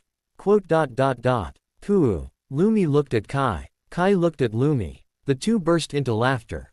Breakfast was unusually entertaining. Kai prepared warm vegetable soup and toasted bread over the campfire. Lumi happily waited beside its bowl. Flan was asleep again. Kai smiled. I guess someone isn't hungry. The aroma of fresh bread drifted through the forest. A few moments later, Flan suddenly bounced awake. Boing. Without hesitation, it leapt directly into the soup bowl. Pooh. Kai laughed. I should have known. The slime absorbed the soup happily before creating several tiny soup-flavored bubbles. Lumi eagerly drank them. Its tail wagged so quickly that blue lights floated into the air. After cleaning the campsite, the trio continued along the forest road. The magical map indicated a nearby riverside town. Kai hummed quietly as he walked. Lumi rode comfortably inside the backpack, only its glowing tail peeking out. Flan bounced gently inside a small wooden bowl lined with soft moss, which Kai carried carefully in one hand. Pooh. The slime had fallen asleep again. Kai smiled. I wonder if sleeping is your favorite hobby. Lumi immediately nodded. Q. By noon, the forest gradually opened into fertile farmland. Rows of vineyards stretched across gentle hills. Apple orchards swayed beneath the breeze. Colorful flower gardens surrounded small cottages. At the center of the valley stood a bustling town. A large wooden banner stretched across the entrance. "Welcome to Riverbend Annual Harvest Cooking Festival." Kai blinked. Cooking festival. His eyes immediately sparkled. Lumi noticed. Q. Flan woke up. Poo. Kai grinned. "I think we came at exactly the right time." The town overflowed with excitement. Dozens of food stalls lined the streets. Fresh pies, roasted meats, vegetable stews, fruit tarts, cheese, homemade noodles, warm soup. The delicious aromas mixed together into one irresistible invitation. Kai took a deep breath. Heaven. Lumi's stomach growled. Flan bounced excitedly inside its bowl. As they explored the festival, a loud sigh echoed from one corner of the town square. Several cooks argued around a wooden stage. Kai approached curiously. An elderly woman wearing a chef's apron noticed him. "You there, traveler?" Kai pointed at himself. "Me? Yes. You look like someone who enjoys cooking." Kai smiled awkwardly. "I do." The woman sighed again. "Our annual cooking competition has a problem. One contestant became ill this morning. We're one participant short." Kai blinked. You want me to enter?" She nodded. "You don't have to win. We simply don't want to cancel the competition." Kai hesitated. "I've never entered a cooking contest before." The elderly woman smiled kindly. "Then today can be your first." Lumi gently nudged Kai's leg. Q. Flan bounced enthusiastically. Poo. Kai laughed. "I suppose you two have already decided." The contest began that afternoon. 5 contestants stood behind large wooden cooking stations. Professional chefs, experienced innkeepers, a noble family's personal cook, and Kai, the traveler carrying a sleepy slime and a glowing fox. The crowd whispered curiously. "Who's that? A traveler? He doesn't even wear a chef's uniform." Kai scratched his cheek. "I suddenly feel very underdressed." The head judge announced the challenge. Using today's local ingredients, prepare one dish that best represents hospitality. Kai looked over the available ingredients. Fresh vegetables, herbs, mountain mushrooms, river fish, cream, butter, cheese, apples, honey, warm bread. Everything looked incredibly fresh. He smiled. "This is enough." Unlike the other contestants, Kai didn't rush. He carefully washed every ingredient. He thanked the farmers who had grown them. He quietly tasted herbs before choosing which ones to use. Several spectators noticed. "He's smiling. It looks like he's simply enjoying himself." Lumi sat quietly beside the station, watching every movement. Flan had fallen asleep again. The judges chuckled. "That slime certainly isn't nervous." Kai prepared a creamy vegetable soup inspired by recipes his grandfather had taught him. Fresh herbs added gentle fragrance. Roasted mushrooms deepened the flavor. Warm homemade bread accompanied every bowl. Finally, he added one small touch. A swirl of local wildflower honey. One judge looked surprised. "Honey?" Kai smiled. "Just a little. It reminds me of home." When the tasting finally began, the judges carefully sampled every dish. Some were elegant, others extravagant. Kai's soup looked the simplest. The head judge quietly lifted one spoonful. Silence. Another spoonful. Then another. The elderly woman smiled. Warm. The second judge nodded. "It feels comforting." The third judge quietly wiped away tears. "This reminds me of my grandmother." The audience fell completely silent. Kai looked embarrassed. Is it really that good?"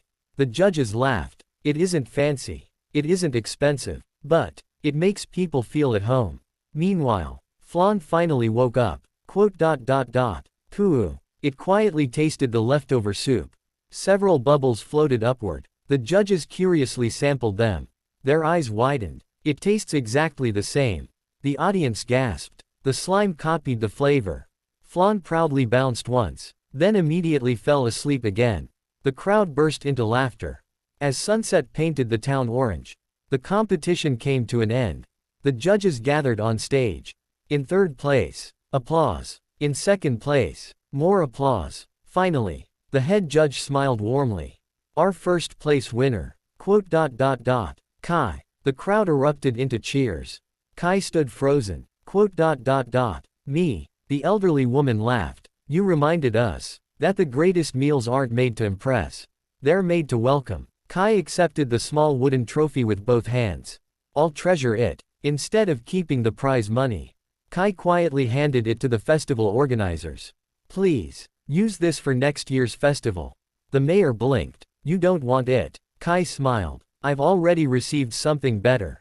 He looked around. The smiling villagers. The laughing children. Lumi happily eating bread. Flan sleeping inside the trophy bowl. I've made another wonderful memory. That evening, the town hosted a grand harvest feast. Everyone ate together beneath strings of glowing lanterns. Music filled the streets. People laughed late into the night. Kai quietly opened his journal.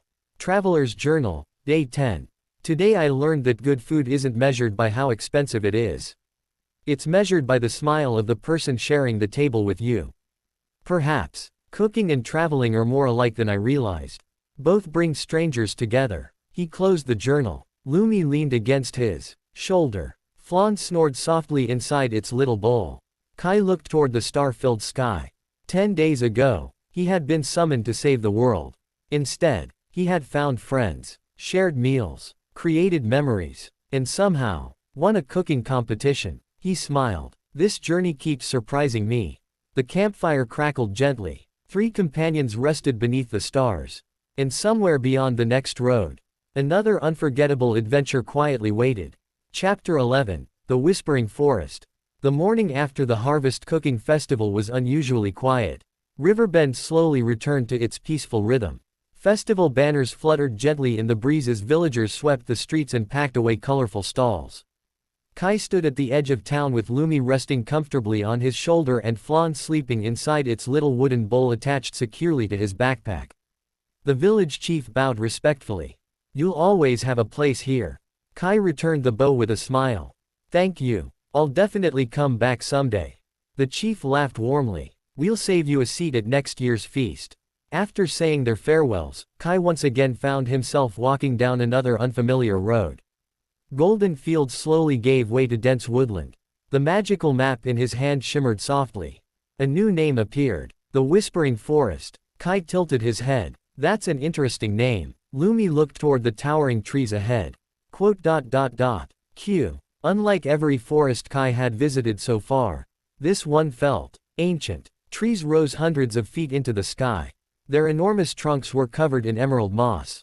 Silver vines hung from the branches like flowing curtains.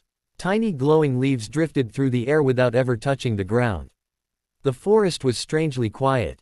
Not empty. Simply peaceful. Kai instinctively lowered his voice. It feels like we're entering someone's home. Lumi nodded quietly. Even Flan remained asleep. As they walked deeper inside, Kai began hearing something strange. Soft whispers. Almost too quiet to understand. He stopped. Did you hear that? Lumi's ears twitched. Q. The whispers came again. Not frightening. Gentle. Like countless people speaking from far away. The leaves rustled overhead. The whispers faded. Kai smiled. So that's why it's called the Whispering Forest. The deeper they walked, the more beautiful the scenery became. Crystal clear streams wound between enormous tree roots. Flowers glowed faintly beneath the shade. Blue butterflies drifted lazily through shafts of sunlight. Birds with shimmering feathers sang melodies unlike anything Kai had ever heard. He opened his traveler's journal. The forest doesn't feel alive. It feels awake. Hours passed peacefully. Every now and then, Kai noticed something curious. Whenever the path split into 2 directions, a gentle breeze always seemed to guide him toward one particular trail. Traveler's blessing. Hidden paths quietly revealed themselves once again. Kai smiled. I guess you really don't want me getting lost. Around noon, the smell of fresh tea drifted through the trees. Kai blinked. Tea. Lumi sniffed the air excitedly. Q. Following the pleasant aroma, they eventually reached a breathtaking clearing. Small wooden cottages rested among the roots of enormous ancient trees. Bridges woven from living vines connected the homes. Flower gardens surrounded every doorway. Crystal lanterns floated gently overhead. Kai stood speechless. Beautiful. Without warning, several figures silently appeared around the clearing. Kai looked up. Elegant men and women stepped gracefully from behind the trees. Each possessed long silver or golden hair, pointed ears, flowing robes embroidered with leaves. Elves. Lumi instinctively moved closer to Kai. The little fox wasn't frightened, only cautious. One elegant woman stepped forward. Her emerald eyes studied Kai carefully. Then, she smiled. Welcome. Her voice was calm and gentle. You have traveled far. Kai blinked. You knew I was coming. She nodded. The forest told us. Kai looked around in confusion. The forest. She placed one hand upon the bark of the nearest tree.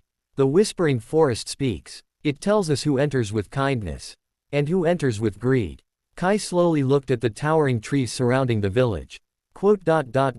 That's incredible. The woman bowed gracefully. I am Lady Silva, guardian of this village. Kai returned the bow. My name is Kai, and these are my companions. Lumi. Q. And Flan. Puu. The tiny slime had somehow woken up just long enough to greet everyone, before immediately falling asleep again. Several younger elves giggled. How adorable. Lady Silva crouched beside Lumi. The little fox remained still. After several moments, she gently stroked its glowing tail. Her eyes widened slightly. A celestial moon fox. Kai tilted his head. A what? Lady Silva smiled knowingly. A very rare magical beast. One blessed by moonlight itself. Kai looked toward Lumi. Really? Lumi awkwardly looked away. Q. As if saying, I forgot to mention that. Kai laughed. So you've been special this whole time. Lumi proudly puffed out its chest. The elves warmly welcomed Kai into their village. Instead of large buildings, most homes had grown naturally alongside the ancient trees. Nothing had been cut down. Nothing damaged the forest. It felt as though nature and the village existed together in perfect harmony. Kai whispered, I've never seen architecture like this. Lady Silva smiled. We do not build upon nature. We build with it. That afternoon, the elves invited Kai to join their tea gathering. Long wooden tables rested beneath flowering branches. Elegant porcelain cups filled with fragrant tea were carefully arranged. Fresh fruit, honey cakes, tiny flour cookies. Everything looked almost too beautiful to eat. Kai accepted the warm cup with both hands. The tea carried a gentle floral aroma unlike anything he had tasted before. After one sip, he smiled. This might be the best tea I've ever had. The elves laughed softly. As they drank together, Kai listened to countless stories. The oldest tree in the forest had stood for over 4,000 years. The rivers carried memories. Some flowers bloomed only beneath moonlight. Every bird song carried meaning. Kai listened with sparkling eyes. This world never stops amazing me. Meanwhile, Lumi had become the center of attention. Tiny forest spirits slowly emerged from flowers and tree branches. Each was no larger than a person's hand. They circled Lumi excitedly. Blue lights danced together through the air. Lumi happily played with them. Its glowing tail created floating lights that twirled around the little spirits like stars. The elves smiled knowingly. They've accepted your companion. Kai looked surprised. Is that unusual? Lady Silva nodded. The spirits trust very few. As evening approached, Lady Silva led Kai to the oldest tree in the forest. Its trunk was wider than an entire house. Golden leaves shimmered softly beneath the setting sun. Kai instinctively placed one hand against the bark. At that exact moment, the whispers returned. Gentle, warm, comforting. Not words. Feelings. Gratitude. Peace. Welcome. Kai quietly closed his eyes. Thank you. The ancient tree responded. One golden leaf slowly drifted downward, landing gently in Kai's hands. Lady Silva smiled. The elder tree has given you its blessing. Kai looked at the glowing leaf. What does it mean? It means, the forest now considers you a friend. That night, Kai camped beside the elven village rather than inside it. He wanted to sleep beneath the stars. The elves respected his choice. Lumi curled comfortably beside the campfire. Flan snored softly inside its wooden bowl. Tiny forest spirits quietly floated around the campsite like living stars. Kai opened his journal. Traveler's Journal, Day 11. Today, I entered a forest that whispers. Not with words, but with kindness. Perhaps every place has a heart. We simply need to slow down long enough to hear it. He gently placed the elder tree's golden leaf between the pages of his journal. A keepsake. A memory. A promise. Above him, the ancient trees rustled softly beneath the night sky. Their whispers no longer sounded unfamiliar. They sounded like old friends welcoming a traveler home. Chapter 12. Songs of the Wind. Morning arrived gently within the whispering forest. Golden rays of sunlight slipped through the countless emerald leaves, scattering warm patches of light across the forest floor. Tiny droplets of dew sparkled like jewels upon flowers that had only bloomed during the night. Kai slowly opened his eyes. For a brief moment, he simply listened. The forest was singing, not through words, but through birdsong, rustling leaves, flowing streams, and the distant melody of the wind weaving between ancient branches. He smiled. I've never heard a morning this peaceful. Beside him, Lumi was still asleep, curled tightly against his backpack. Its silver fur shimmered softly beneath the morning light. Flan had somehow rolled out of its bowl. The tiny slime rested comfortably on a large leaf, snoring quietly. Pooh. Kai laughed. I don't even know how you got there. Before long, Lady Silva arrived carrying a woven basket. Good morning, Kai. Did you rest well? Kai nodded. Very well. I don't think I've slept this peacefully in years. Lady Silva smiled knowingly. The whispering forest has that effect. She carefully opened the basket. Inside were warm herb rolls, fresh berries, flower honey, soft white cheese, and a small teapot that released a sweet floral fragrance. Breakfast. Kai's eyes brightened. It smells wonderful. The three companions happily joined the meal. Lumi immediately became fascinated by the flower honey. It carefully dipped one paw into the golden syrup before licking it. Its eyes widened. Q. Kai laughed. I think that's your new favorite. Flan absorbed a few drops of honey before creating tiny honey-flavored bubbles. The nearby elf children eagerly tasted them. One little girl gasped. It tastes exactly the same. Flan bounced proudly. Then, collapsed into another nap. Everyone laughed. After breakfast, Lady Silva invited Kai on a walk through the forest. I'd like to show you something. Kai happily agreed. The path they followed wasn't marked by stones or signs. Instead, small glowing flowers bloomed one after another before them, naturally creating a trail. Kai blinked. The flowers. They're guiding us. Lady Silva nodded. The forest knows where we wish to go. As they walked deeper into the woods, Kai noticed something unusual. The wind carried melodies. Soft, gentle, almost like someone quietly humming nearby. He stopped walking. Do you hear singing? Lady Silva smiled. The wind spirits. They enjoy music. Kai listened carefully. The melodies changed with every passing breeze. Sometimes cheerful, sometimes calm, sometimes nostalgic. They're beautiful. Eventually, they arrived at a breathtaking clearing. Thousands of white flowers covered the ground like snow. In the center stood an enormous tree whose silver leaves shimmered whenever the wind touched them. Dozens of elves sat quietly beneath its branches. Some played flutes carved from crystal wood. Others held elegant harps. A few softly sang together. The entire clearing had become a living concert. Kai instinctively whispered, Amazing. Lady Silva smiled. This is our Hall of Wind songs. For thousands of years, our people have shared music with the forest. Kai sat quietly among them. No one hurried. No one spoke loudly. Everyone simply listened. The songs blended perfectly with the rustling leaves. It became impossible to tell where the music ended and where nature began. One elderly elf approached carrying a beautifully carved wooden flute. His long silver hair reached nearly to his waist. His smile carried countless years of wisdom. I am Master Ayler, the keeper of songs. Kai bowed respectfully. It's an honor. The old elf studied him for a moment. You carry no weapon. Kai smiled. No, I only carry memories. Master Ayler chuckled warmly. A traveler indeed. The elderly elf gently handed Kai the flute. Would you like to try? Kai hesitated. I've never played before. Then today shall be your first lesson. Kai carefully lifted the instrument. He awkwardly blew into it. A squeaky note echoed through the clearing. Lumi immediately covered its ears. Q. The elf children burst into laughter. Kai scratched his head. I guess I'm not a natural. Master Ayler laughed with everyone else. No one begins with beautiful music. Patiently. The old elf taught Kai how to hold the flute, how to breathe slowly, how to let the wind carry the sound instead of forcing it. Kai practiced again. This time, a clear, gentle note floated through the air. The surrounding birds answered with cheerful chirps. Kai looked surprised. Did they just? Master Aylar nodded. The forest enjoys your honesty. For the next several hours, Kai learned simple melodies. He made mistakes, missed notes, played too loudly, played too softly, yet no one criticized him. Instead, the elves smiled whenever he improved.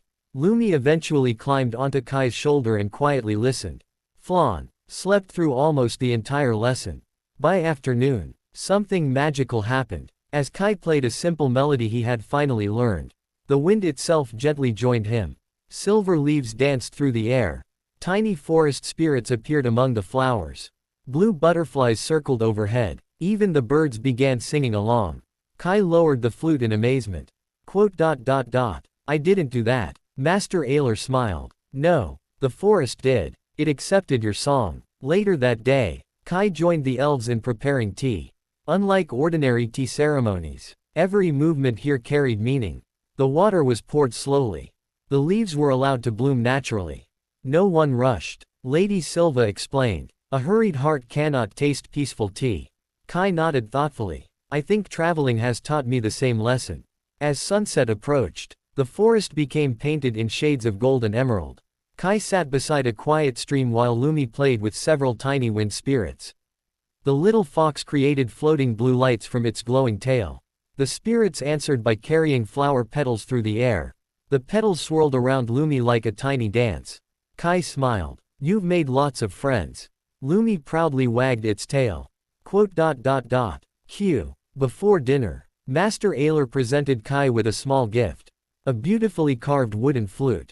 Its surface was decorated with tiny leaves and flowing wind patterns.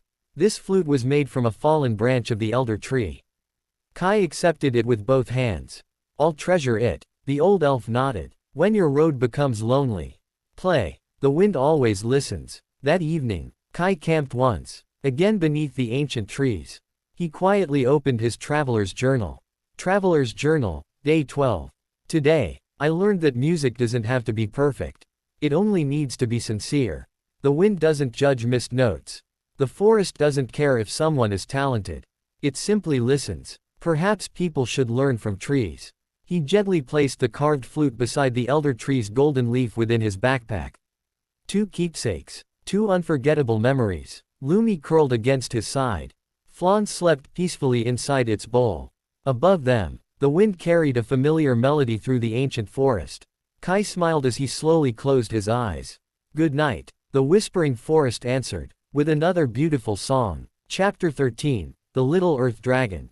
The whispering forest greeted Kai with one final peaceful morning. Golden sunlight poured through the ancient branches, while gentle breezes carried the familiar songs of birds and wind spirits. Kai slowly folded his tent. Lumi chased tiny forest spirits one last time. Flan was still asleep. The little slime hadn't moved from its bowl since sunrise.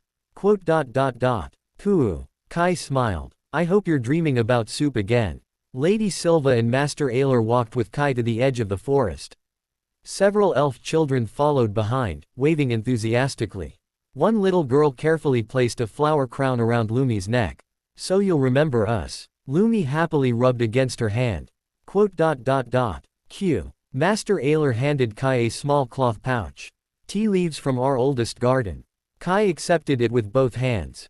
I'll treasure them. Lady Silva smiled warmly. The whispering forest will always welcome you. Kai bowed deeply. Thank you for treating a stranger like family. The elves answered together. Safe travels. As Kai stepped beyond the ancient trees, the forest whispered one final farewell. Leaves rustled gently. A warm breeze brushed past his face. He smiled. I'll come back. The magical map shimmered. A new destination slowly appeared. Stoneback Highlands. Beyond the forest stretched rolling hills that gradually rose into rugged mountains. Towering cliffs surrounded winding roads. Wildflowers somehow bloomed between rocky cracks. The scenery changed with every step. Kai admired everything. This world never runs out of beautiful places.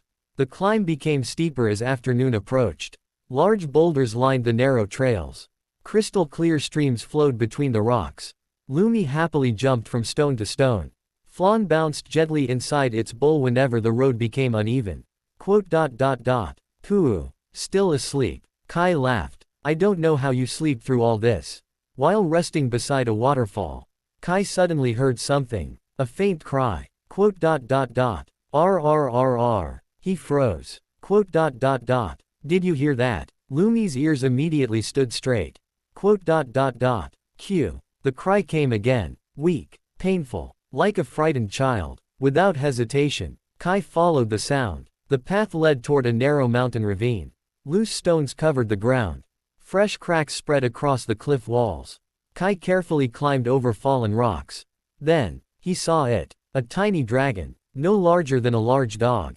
Its scales were warm shades of brown and emerald. Small horns curved gently from its head. Its little wings were still too small to fly. One hind leg was trapped beneath a massive fallen boulder. The little dragon struggled desperately. RRRR. Kai's heart immediately sank. Oh no. The baby dragon noticed Kai. It instantly growled. Tiny smoke drifted from its nostrils. Not because it wanted to fight. Because it was terrified. It's all right. Kai slowly raised both hands. I'm not here to hurt you. The dragon continued growling. Its frightened golden eyes never left Kai. Lumi quietly stepped beside Kai. Instead of approaching, the little fox gently sat down. Q. The baby dragon looked confused. Lumi wasn't afraid, nor aggressive. It simply waited patiently. Kai smiled. See, we're friends. Kai carefully examined the situation. The boulder wasn't crushing the dragon, but it was far too heavy for the little creature to escape alone. He looked around. If I push directly, it won't move. He searched the nearby area. Several thick branches had fallen from nearby trees. Flat rocks rested beside the stream. Kai smiled. I've got an idea. Using the same simple techniques he had learned from his grandfather, Kai built a sturdy lever. He wedged a long branch beneath the boulder, stacked several rocks beneath it, then carefully applied pressure. The heavy stone slowly shifted. Not much, just enough. The little dragon quickly pulled its leg free. RRR. It stumbled backward before collapsing onto the ground. Its leg wasn't broken, only bruised. Kai sighed in relief. Thank goodness. The dragon still refused to let Kai approach. Instead, it limped several steps away. Watching him carefully, Kai slowly opened his backpack. I think you're probably hungry. He prepared warm vegetable soup over a small campfire. Fresh bread, roasted mushrooms, a little cheese. Soon, the delicious aroma drifted through the mountain air. The baby dragon's nose twitched. Its growling slowly stopped. Kai quietly placed a wooden bowl several meters away. Then backed off. There, the dragon hesitated. Slowly, very slowly, it approached. It sniffed the soup, then eagerly drank every drop. RRR. Its tiny tail wagged. Kai smiled. I guess dragons enjoy soup too. Lumi proudly looked at Kai. Q. As if saying, of course they do. After eating, the dragon cautiously approached Kai. Not close enough to touch. Just close enough to observe. Kai carefully cleaned the bruised leg using cool stream water. Then wrapped it with clean bandages. The dragon winced. RRR. I know. It'll feel better soon. When Kai finished, the dragon stared at the neat bandage. Then looked at Kai. Its frightened expression had softened. Just then, a thunderous roar echoed across the mountains. The ground trembled. Birds scattered into the sky. The baby dragon immediately became excited. RRR. It answered with its own tiny roar. Several moments later, two enormous earth dragons appeared atop the cliffs. Their massive bodies towered over the valley. Brown crystal scales shimmered beneath the sunlight. Golden eyes carefully watched the scene below. Kai instinctively stepped back. They're the parents. Lumi quietly stood beside him. Neither moved. One of the giant dragons slowly climbed into the ravine. Every step shook the ground. It lowered its enormous head toward the baby dragon. The little one happily rubbed against its mother's face. Kai smiled. They found each other. The mother dragon carefully examined the bandaged leg. Then, she turned toward Kai. For several long seconds, neither moved. Kai slowly bowed. I'm glad your child is all right. The enormous dragon stared into his eyes. Then, lowered her head, a gesture of gratitude. Kai blinked. You're thanking me. The father dragon released a deep rumbling sound. Not threatening, gentle, almost like laughter. The dragon family spent the next hour together. The baby dragon proudly showed off its bandaged leg. Its parents repeatedly looked toward Kai with calm, grateful eyes. Kai quietly packed his belongings. I guess this is goodbye. He smiled at the little dragon. Take care. The baby dragon tilted its head. RRR. Kai waved, then began walking back toward the mountain road. Several minutes later, Kai noticed something strange. Tiny footsteps. Behind him, he turned around. The baby dragon stood there, smiling. Its tiny tail wagged happily. Kai laughed. No, you should stay with your family. The dragon looked back toward the cliffs. Its parents remained there, watching. The mother dragon gently nudged the little one forward with her nose. Kai blinked. Wait, there, letting you come. The father dragon released another deep rumble. It sounded almost like approval. The little dragon happily ran toward Kai. Its tiny wings flapped excitedly. Lumi greeted it with a cheerful chirp. Q. Flan finally woke up. Pooh. The slime looked at the dragon. The dragon looked at the slime. Then, very carefully, it gently poked Flan with its nose. Boing. Flan bounced onto the dragon's head. Both froze. Kai burst into laughter. I think you've already become friends. As the sun slowly set behind the mountains, Kai looked thoughtfully at the little dragon. You need a name. The tiny dragon blinked. RRR. Kai smiled. You love digging through rocks. And the earth. How about Terra. The little dragon jumped excitedly. RRR. It happily circled Kai 3 times before sitting proudly beside Lumi. Kai laughed. I'll take that as a yes. Far behind them, the 2 adult earth dragons watched quietly from the cliffs. The mother released one final gentle roar.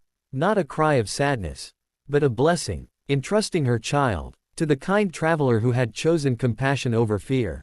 That evening, 4 companions rested around a small campfire. Kai, Lumi, Flan, and now, Terra. The found family had grown once again. Kai opened his traveler's journal. Traveler's journal, day 13.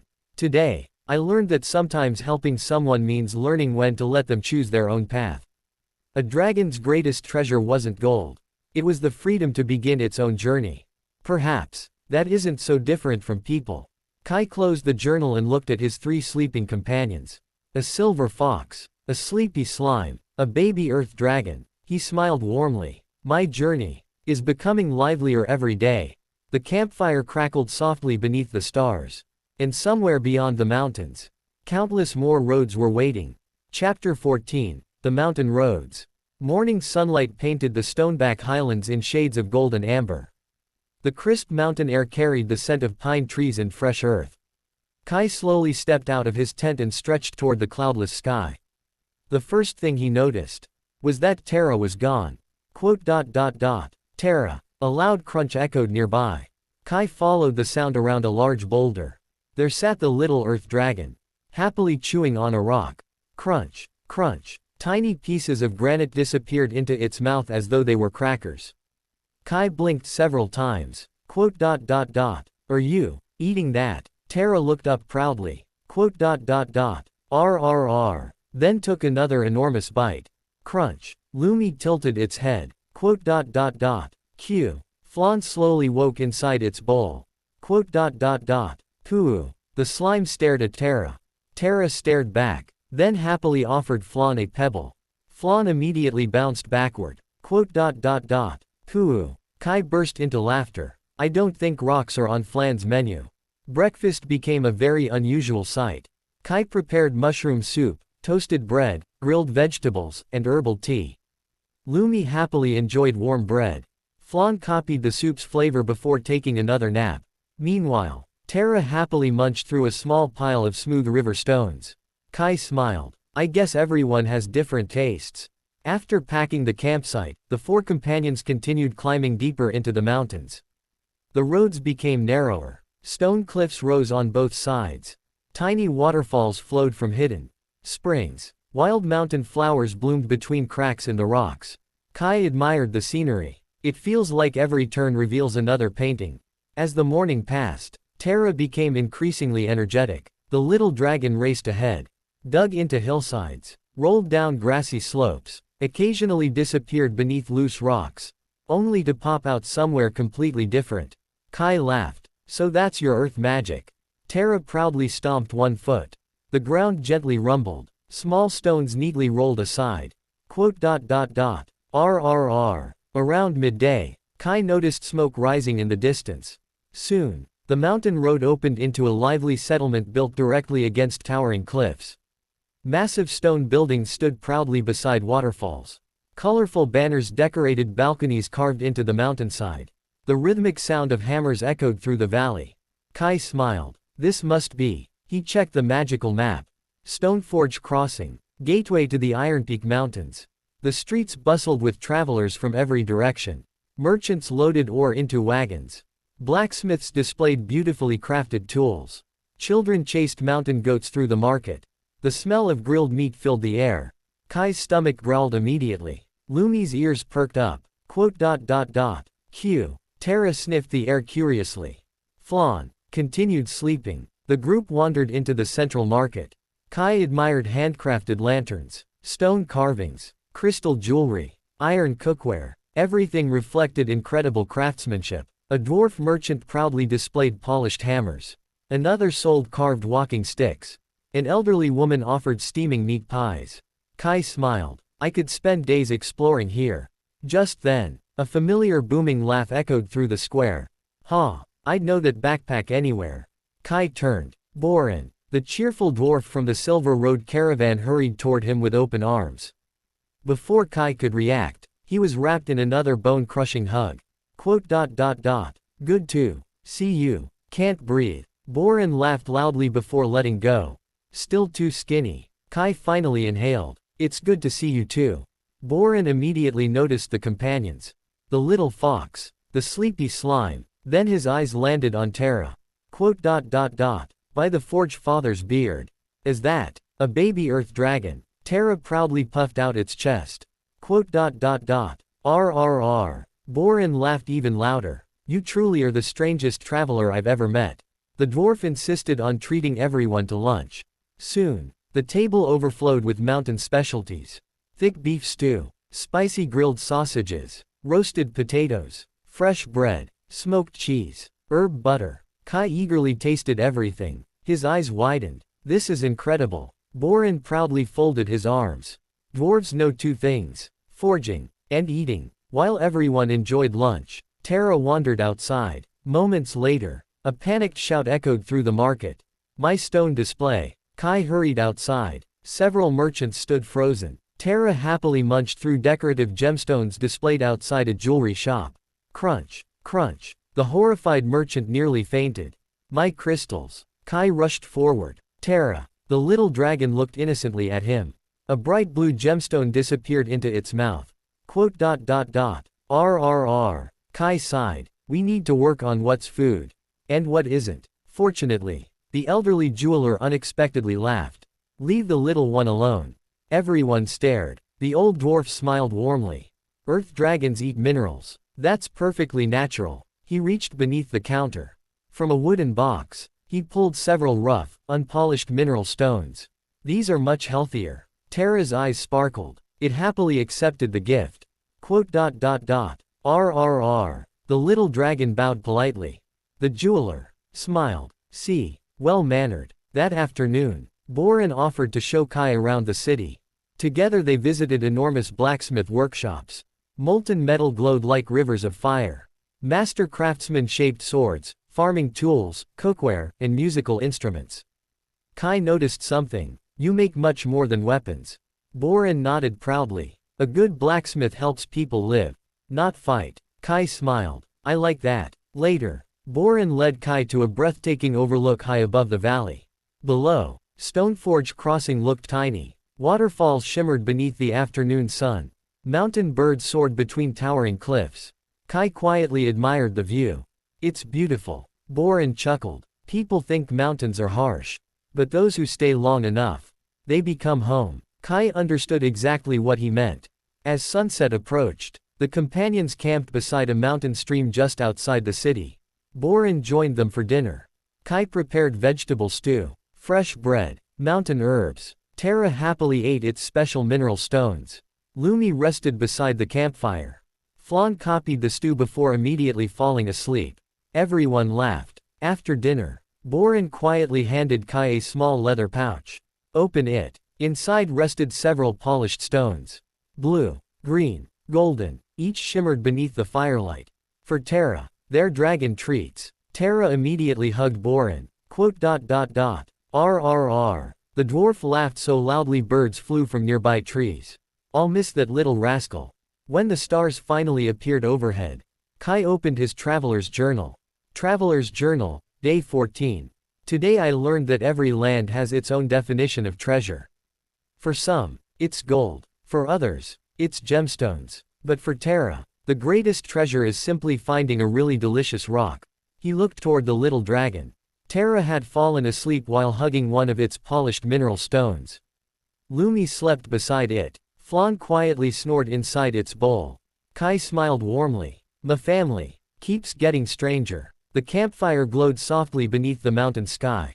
And tomorrow, the road would carry them even farther into the unknown. Chapter 15. A Town Without Smiles. The cool mountain morning arrived wrapped in gentle mist. Kai slowly opened his eyes as the first rays of sunlight reached their campsite beside the crystal-clear stream. The campfire had almost burned out. Nearby, Lumi was already awake, quietly watching the sunrise from atop a smooth boulder. Its glowing tail gently swayed in the cool breeze. Tara lay on its back beside the fire, hugging one of Boren's polished mineral stones while softly snoring. RRR. Flan was somehow sleeping inside Kai's empty teacup. Pooh. Kai laughed quietly. I really need to stop asking where you sleep. After breakfast, Boren walked them to the northern gate of Stoneforge Crossing. The cheerful dwarf folded his arms. So, the road ahead leads toward Greyhill.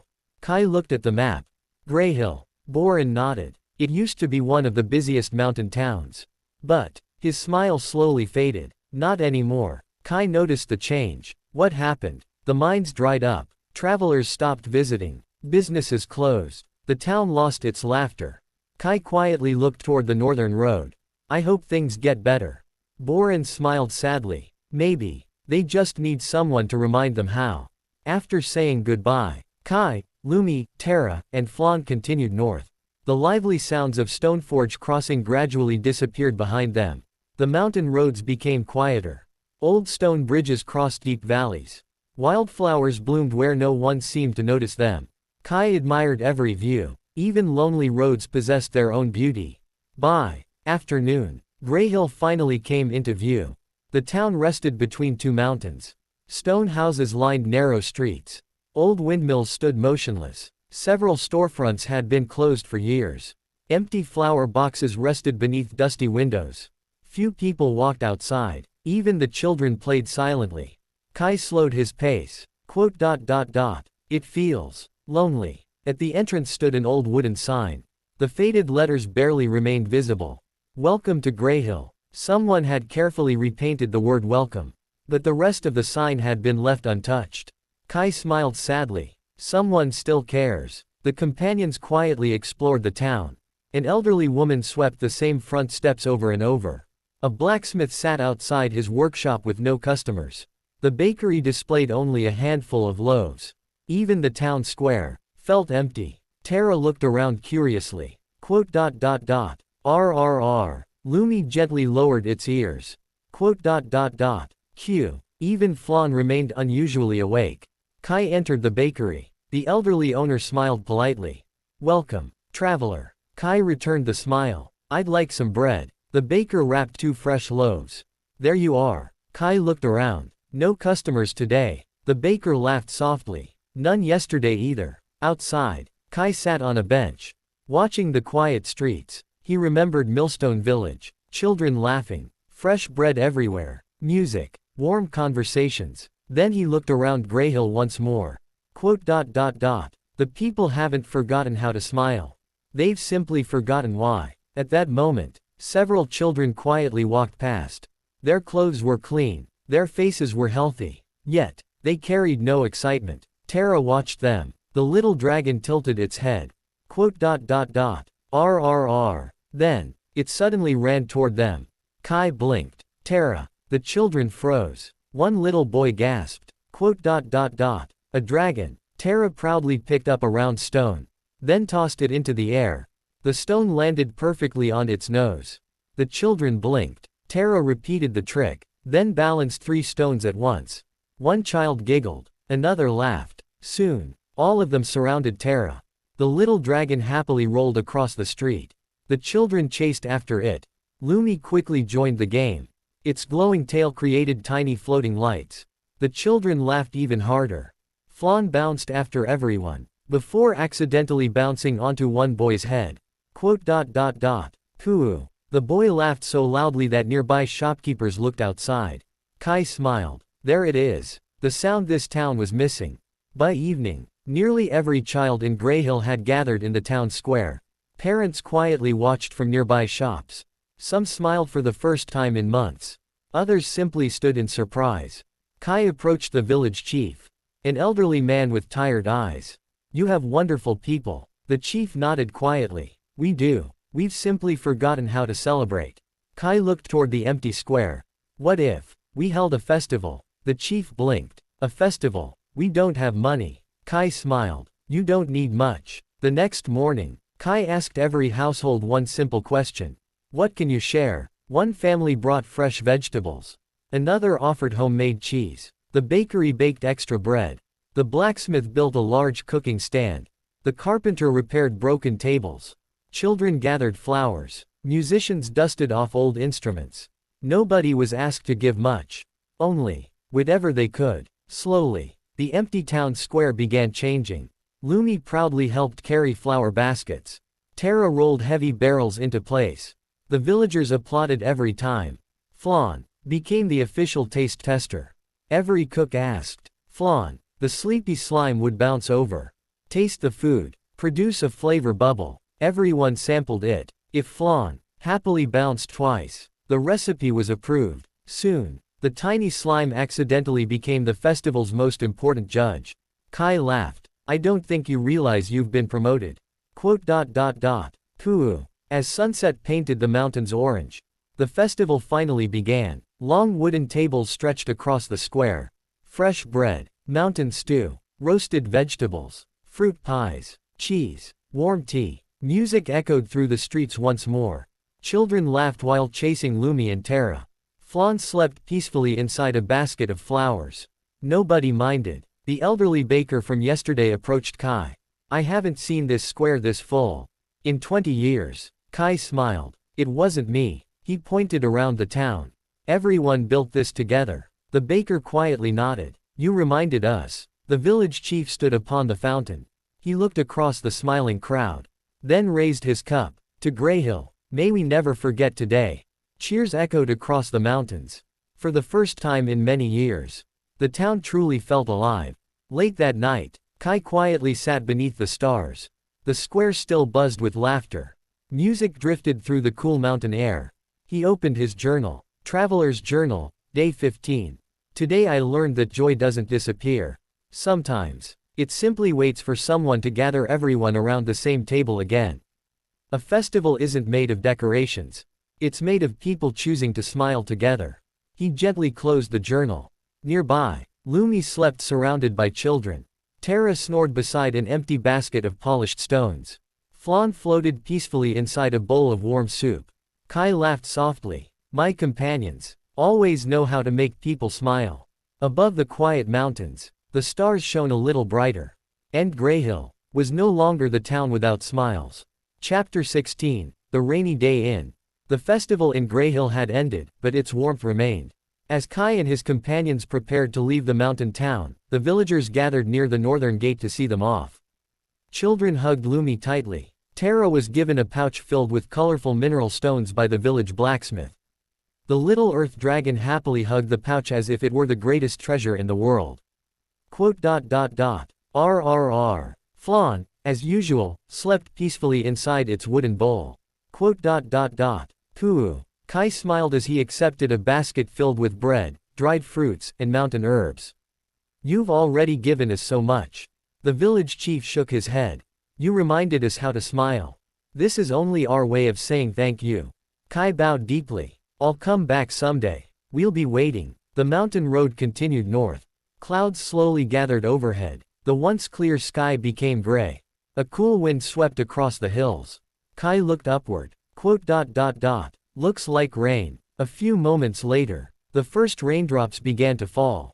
Lumi quickly climbed into Kai's hood. Tara shook its body wildly, sending water everywhere.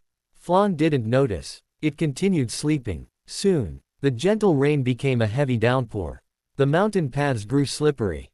Mist covered the valleys. Kai pulled his travel cloak tighter. We should find shelter. His magical map shimmered. A tiny symbol appeared nearby. Travelers rest in. Kai smiled. Perfect timing. After another 15 minutes of walking through the rain, a cozy wooden inn appeared beside the roadside. Warm light glowed from its windows. Smoke rose gently from its chimney. A wooden sign swung in the wind. Travelers rest in. Every road deserves a warm meal. Kai smiled. I already like this place. The bell above the door chimed softly as they entered. Warm air immediately wrapped around them. The smell of fresh stew, baked bread, cinnamon, and roasted meat filled the room. A large fireplace crackled in one corner. Travelers from different races sat together around wooden tables. Some laughed over drinks. Others quietly read books. Several musicians softly played gentle melodies. It felt like home. An elderly woman behind the counter smiled warmly. Welcome, travelers. You must be soaked. Kai laughed awkwardly. A little. She looked at Lumi peeking from Kai's hood. The fox sneezed. Q. The innkeeper chuckled. And your little friend agrees. She handed Kai several fluffy towels. Dry yourselves first. Kai carefully wiped Lumi's silver fur. The little fox looked much happier afterward. Tara received an enormous towel. It disappeared completely beneath it.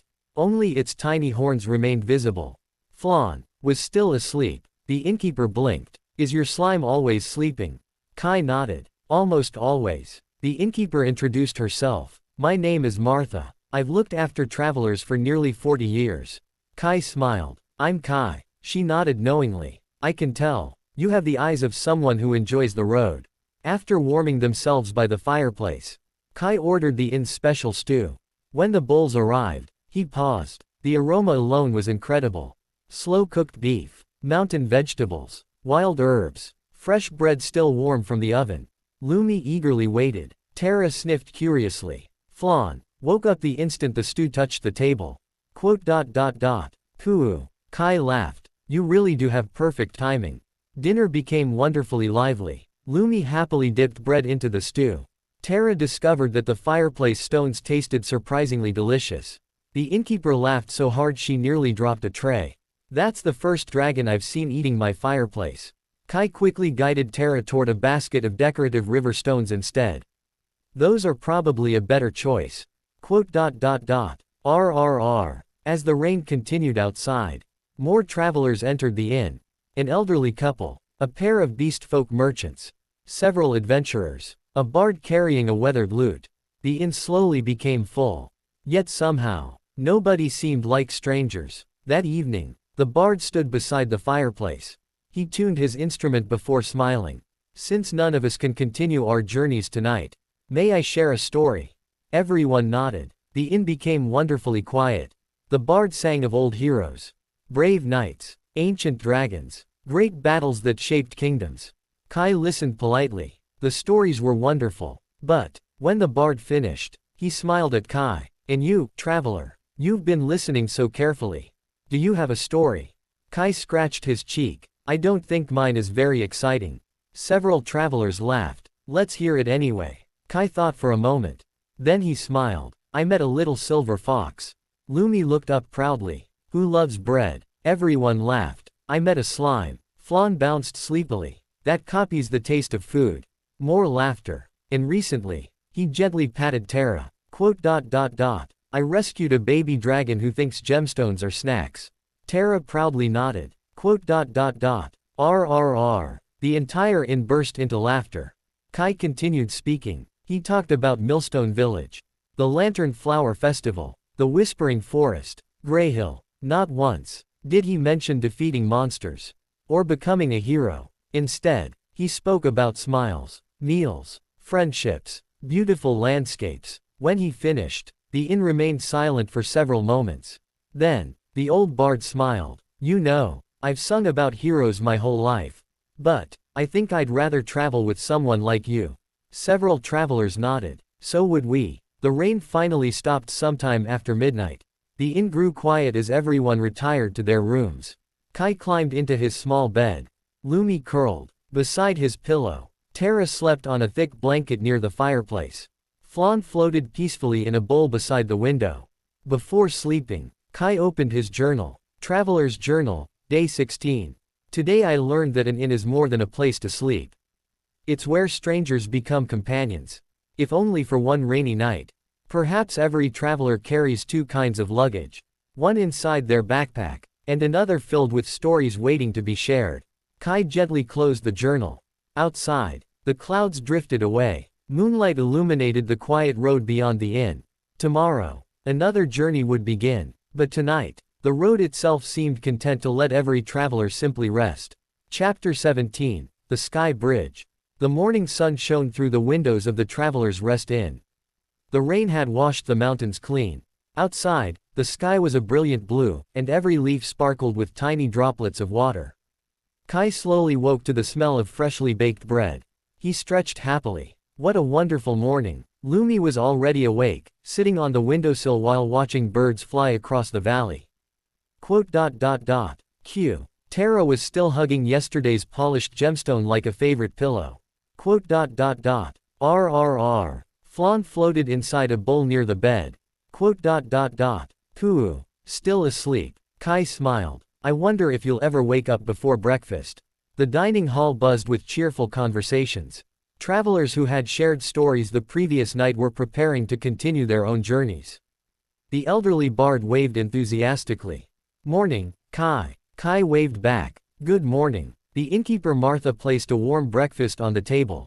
Fresh buttered bread, scrambled eggs with herbs, berry jam, creamy mushroom soup, hot tea. Lumi's eyes sparkled. Tara sniffed the air excitedly. Flan instantly woke up. Pooh. Kai laughed. I knew breakfast would do it. After breakfast, Martha handed Kai a neatly wrapped package. For the road, Kai accepted it with surprise. You really don't have to. She smiled warmly. Every traveler leaves something behind. You left wonderful stories. Let me send you away with warm bread. Kai bowed deeply. Thank you. Outside the inn, the mountain road stretched toward towering cliffs. Kai checked his magical map. A new landmark shimmered into view. Sky Bridge Gorge. Beneath it, tiny golden letters appeared. One of the oldest bridges in the kingdom. Kai's eyes lit up. A bridge above the clouds. Lumi chirped excitedly. Q. The climb grew steeper as the morning passed. Wild goats leapt effortlessly across rocky ledges.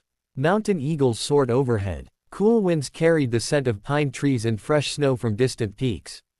Kai paused often, not because he was tired, but because every viewpoint seemed more beautiful than the last. I don't want to rush this. Around noon, the forest suddenly ended. Kai stepped onto an open cliff. He froze. Whoa. Before him stretched an enormous stone bridge connecting two massive mountains. The bridge arched gracefully over an impossibly deep gorge. Clouds drifted beneath it. Far below, a roaring river looked no wider than a silver ribbon. Ancient statues lined both sides of the bridge. Their weathered faces silently watched over every traveler who crossed. Lumi stared in amazement. Q. Even Tara stopped chewing on a pebble. Near the entrance stood an old man wearing simple traveler's clothes. His long white beard danced in the mountain breeze. He smiled kindly. First time crossing Sky Bridge. Kai nodded. It shows. The old man chuckled. Everyone stops to admire it.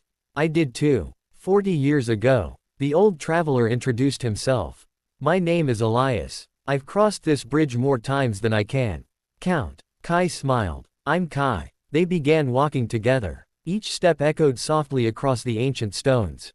Halfway across, Kai noticed thousands of colorful ribbons tied to the bridge's railings. Blue, red, green, golden, white, each fluttered gently in the wind. What are these? Elias smiled. Traveler's wishes. When someone completes an important journey, they leave behind a ribbon. Not to ask for luck, but to thank the road. Kai quietly admired them. So many people, so many stories. A small wooden box rested beside one of the statues. Inside were blank ribbons. Elias handed one to Kai. You've traveled far already. You should leave one too. Kai looked thoughtfully at the ribbon. He didn't know what to write. After a long moment, he smiled. Using a small piece of charcoal, he carefully wrote, "Thank you, for every road that led me to wonderful people." He tied the ribbon beside the others. The wind immediately lifted it into the air. Lumi happily watched it flutter. As they continued, a frightened cry echoed across the bridge. Help! A small wagon had stopped in the middle of the crossing. One of its wheels had broken. Boxes of fruit had rolled across the bridge. A young merchant looked close to tears. My delivery. If I don't arrive today. Kai immediately ran over. It's okay. We'll help. Without hesitation, everyone joined together. Kai collected scattered fruit. Lumi chased rolling apples before they could fall into the gorge. Tara carefully lifted the broken wheel with surprising strength. Flan copied the taste of one apple, then accidentally created dozens of apple-flavored bubbles. Children traveling with another caravan laughed while trying to catch them. Even the worried merchant began smiling. Kai carefully examined the damaged wagon. The axle isn't broken, only the wooden pin. The elderly traveler nodded. Can it be repaired? Kai searched nearby. A sturdy fallen branch rested beside the bridge. Using Boren's pocket knife, he carefully carved a replacement peg. Several minutes later, the wagon stood ready once again. The merchant stared in disbelief. It works. Kai smiled. My grandfather taught me that. The merchant bowed repeatedly. You've saved my business. Before leaving, the merchant handed Kai a basket of fresh mountain apples. Kai tried refusing. I only helped. The merchant shook his head. Then let me help you. Kai finally accepted. Thank you. By late afternoon, Kai reached the opposite side of the bridge. He looked back one last time. The ancient stone bridge stretched proudly between the mountains. Countless ribbons danced together beneath the endless blue sky. He quietly whispered, I'll remember this place. That evening, the companions camped on a grassy hill overlooking the gorge. Kai baked warm apple pastries using Martha's bread, fresh apples from the merchant, and a little honey. The sweet aroma filled the air. Lumi happily enjoyed every bite. Tara discovered that baked apples were almost as delicious as shiny rocks. Flan copied the flavor into sparkling apple bubbles. The sunset painted the mountains orange and crimson. Kai opened his journal. Traveler's Journal, Day 17. Today I crossed a bridge that connected more than 2 mountains. It connected countless journeys. Every traveler leaves something behind. Not footprints, but kindness, memories, and stories that continue long after they've gone. He closed the journal. The wind gently carried the fluttering ribbons across the valley. Lumi curled beside him. Tara slept while hugging an apple in one paw and a gemstone in the other. Flan floated peacefully under the stars. Kai smiled. The road ahead is still long. And I can't wait to see where it leads. Next. Chapter 18. The Sea of Flowers. The morning after crossing Sky Bridge arrived wrapped in golden light. Kai stepped out of his tent and took a deep breath. The mountain air was cool, crisp, and carried the sweet scent of wildflowers. Below the hill where they had camped, clouds drifted lazily through the valley. The endless mountain range stretched toward the horizon. Kai smiled. I don't think I'll ever get used to views like this. Lumi sat beside him, her fluffy tail glowing softly in the morning light. Q. Tara yawned loudly before stretching its tiny wings. RRR. Flan slowly floated out of its bowl. Pooh. For once, the sleepy slime had actually woken up before breakfast. Kai blinked. That's unusual. Flan looked around proudly, then immediately fell asleep while floating in midair. Kai laughed. There it is. After a peaceful breakfast of warm apple pastries and herbal tea, the four companions packed their camp. Kai unfolded his magical map. A new location shimmered gently. Blooming Plains. A tiny note appeared beneath the name. The Sea of Flowers. Kai's eyes sparkled. A sea, made of flowers. Lumi wagged her tail excitedly. The road gradually descended from the mountains. The rocky cliffs gave way to rolling green hills. The air became warmer. Butterflies danced through the breeze. Birds sang from every direction. Even Terra seemed unusually energetic, chasing colorful insects through the grass. Kai simply enjoyed walking. No rush. No destination beyond the next beautiful place. Around midday, the path curved around a gentle hill. Kai took one more step. Then stopped completely. His eyes widened. Before him stretched an endless ocean of flowers. Red, blue, white, purple, pink, golden blossoms swayed together beneath the wind like colorful waves. The field stretched so far that it disappeared into the horizon. Small windmills slowly turned among the blossoms. Stone paths wound gently through the sea of flowers. Kai whispered, "It's beautiful." Lumi quietly leaned against his leg. Even Terra forgot to chew rocks. Flan slowly floated awake. Pooh. None of them spoke. There simply weren't enough words. A wooden sign stood beside the entrance. "Welcome to Blooming Plains. Please walk gently." Kai smiled. "I like whoever wrote that." He carefully stepped onto the stone path, making sure not to damage a single flower. The further they walked, the more life surrounded them. Honeybees buzzed peacefully between blossoms. Tiny hummingbirds hovered above bright red flowers. Glowing butterflies drifted through the warm afternoon sunlight. Children wearing flower crowns happily picked bouquets with their parents. The entire place felt peaceful. Soon, they reached a small village built in the middle of the flower fields. Every cottage had colorful gardens. Flower baskets hung beneath every window. Even the fences bloomed with climbing roses. Kai quietly admired everything. "It smells amazing." An elderly florist greeted them with a gentle smile. "Welcome, travelers. I don't believe we've met before." Kai bowed politely. "My name is Kai. This is Lumi. Q. Terra. RRR. And Flan. Pooh." The florist laughed softly. "What a delightful family." Kai smiled. "I think so too." The florist introduced herself as Grandma Iris. She owned the oldest flower shop in the village. Inside, hundreds of flowers filled every shelf. Fresh bouquets, dried herbs, perfumes, flower teas, pressed blossoms, even flower-shaped candles. Kai admired everything. "I've never seen so many flowers." Grandma Iris chuckled. "Every flower tells a story." She gently handed Kai a tiny blue blossom. "This one is called a traveler's bloom." Kai carefully accepted it. It only blooms along roads where kind travelers have passed. Kai blinked. "Really?" Grandma Iris nodded. "It is said that flowers remember gentle footsteps." Kai looked at the little blossom in his hand. That's beautiful." That afternoon, Kai helped villagers gather flowers for tomorrow's market. He carefully learned how to harvest blossoms without harming the plants. Grandma Iris patiently taught him. "Never pull. Always thank the flower first."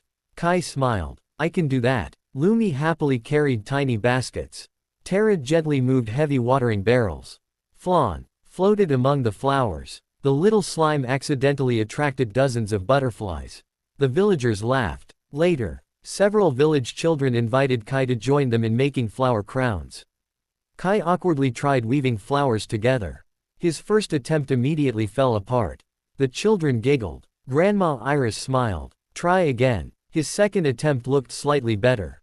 By the fifth, he finally completed one. The children applauded. Kai laughed. "I still have a lot to learn." Lumi proudly wore the first flower crown. It looked surprisingly elegant. Terra received one too. The tiny dragon immediately sneezed. RRR. Flowers scattered everywhere. Everyone burst into laughter. As sunset approached, Grandma Iris led Kai to the highest hill overlooking the flower fields. The setting sun painted the blossoms gold. The breeze carried thousands of flower petals into the sky. Kai quietly sat in the grass. "This might be the most peaceful place I've ever seen." Grandma Iris smiled. The flowers bloom because no one rushes them. Kai looked thoughtfully across the endless fields.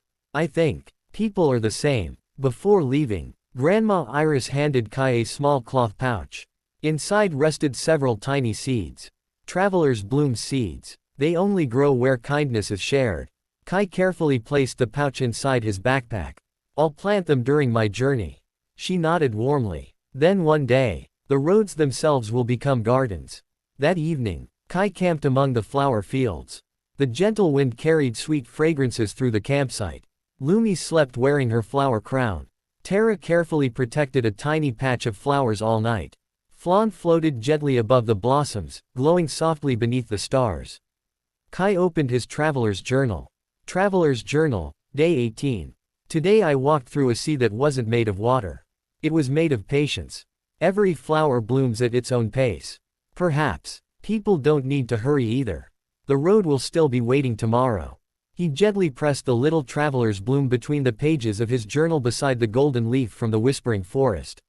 Another memory, another treasure, another reminder that the greatest adventures were often the quietest ones. Far above, the stars shone over the endless sea of flowers. And tomorrow, a new road would bloom before the traveler once again.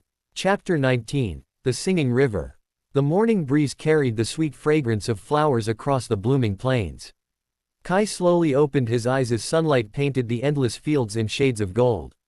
For a few quiet moments, he simply listened. Birds chirped softly. Bees buzzed among the blossoms. The wind gently swayed the sea of flowers. What a peaceful morning. Lumi stretched beside him before happily wagging her glowing tail. Tara yawned so widely that a tiny pebble rolled out of its mouth. RRR. Flan floated peacefully above the campfire. Still asleep. Pooh. Kai smiled. I wonder if floating while sleeping is more comfortable. After sharing breakfast with Grandma Iris and the villagers one final time, Kai packed his backpack. The elderly florist hugged him warmly. Promise you'll visit again. Kai nodded. I definitely will. She smiled before placing another tiny flower inside his journal. So your memories will always bloom. Kai carefully thanked her. I'll treasure it. The four companions continued along a quiet country road. The colorful flower fields slowly faded behind them. In their place came rolling green meadows dotted with ancient willow trees. The air felt cooler. The sound of flowing water gradually grew louder. Kai unfolded his magical map. A new location shimmered into view. Melody River. Beneath the name appeared a short note. The river that sings. Kai blinked. A singing river. Lumi tilted her head. Tara looked around curiously. Flan remained asleep. As they rounded a hill, the river finally came into view. It was unlike any river Kai had ever seen. Its water was unbelievably clear. Smooth white stones covered the riverbed. Whenever the current flowed around them, soft musical notes echoed through the valley. The river truly sang. Kai stood silently beside the shore. It's beautiful. The melody wasn't loud. It sounded like countless tiny wind chimes carried by flowing water. A fisherman sitting beneath a willow tree smiled. First time. Kai nodded. You can tell. The old man laughed. Everyone stops walking. They always do. The fisherman introduced himself as Old Rowan. The family has lived beside this river for generations. Kai sat beside him. Does it always sing? Old Rowan nodded. The stones beneath the water were shaped by ancient spirits. The current plays them like an instrument. Kai quietly listened again. Every bend in the river created a different melody. No two songs were exactly alike. Lumi carefully stepped into the shallow water. The moment her glowing tail touched the river, tiny blue lights floated across the surface. The melody grew brighter. The old fisherman smiled. The river likes her. Lumi wagged her tail proudly. Meanwhile, Tara discovered smooth round stones beneath the water. The little dragon happily began collecting them. RRR. Kai laughed. Please don't eat the river. Tara looked disappointed. Instead, it stacked the stones into tiny towers along the shore. Several nearby children noticed. Soon they joined in. Before long, the riverbank was decorated with dozens of little stone sculptures. Everyone laughed together. Flan finally woke up. Pooh. The sleepy slime bounced into the river. Kai quickly reached out. Flan. Instead of sinking, the slime floated gently on the water like a tiny green boat. Poo. It drifted lazily downstream before bouncing back toward Kai. The children clapped happily. Flan proudly produced bubbles that tasted exactly like fresh spring water. Everyone agreed they were incredibly refreshing. Around lunchtime, Kai built a small riverside campfire. He prepared grilled river fish, fresh vegetables, and warm herb bread. Old Rowan shared his family's lemon herb seasoning. The simple meal became one of Kai's favorites. "This seasoning is amazing," the old fisherman chuckled. "It has been in my family for over 100 years. Kai carefully wrote the recipe into his traveler's journal. As the afternoon passed, Kai noticed several travelers quietly sitting beside the river. None were talking. Some read books. Others painted the scenery. One elderly woman simply watched the flowing water with a peaceful smile. Kai whispered, "No one seems in a hurry." Old Rowan nodded. "That's the river's greatest gift. It reminds people to slow down." Before sunset, the village held a small tradition. Every visitor received a tiny wooden flute carved from willow branches. The villagers gathered along the riverbank. One by one, they played simple notes. The river answered. The flowing water blended with the music until it became impossible to tell which melody belonged to the people and which belonged to the river. Kai carefully took out the flute Master Ayler had given him. He played the simple melody he had learned in the whispering forest. The river responded beautifully. Silver fish leapt from the water. Fireflies appeared early. Even the breeze seemed to dance with the song. Kai smiled. "I think the world is singing with us." As night fell, hundreds of floating lanterns were gently released onto the river. They drifted peacefully with the current.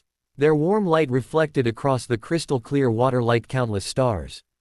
Kai watched them disappear into the distance. He quietly opened his journal. Traveler's Journal, Day 19. Today I learned that not every song needs a singer.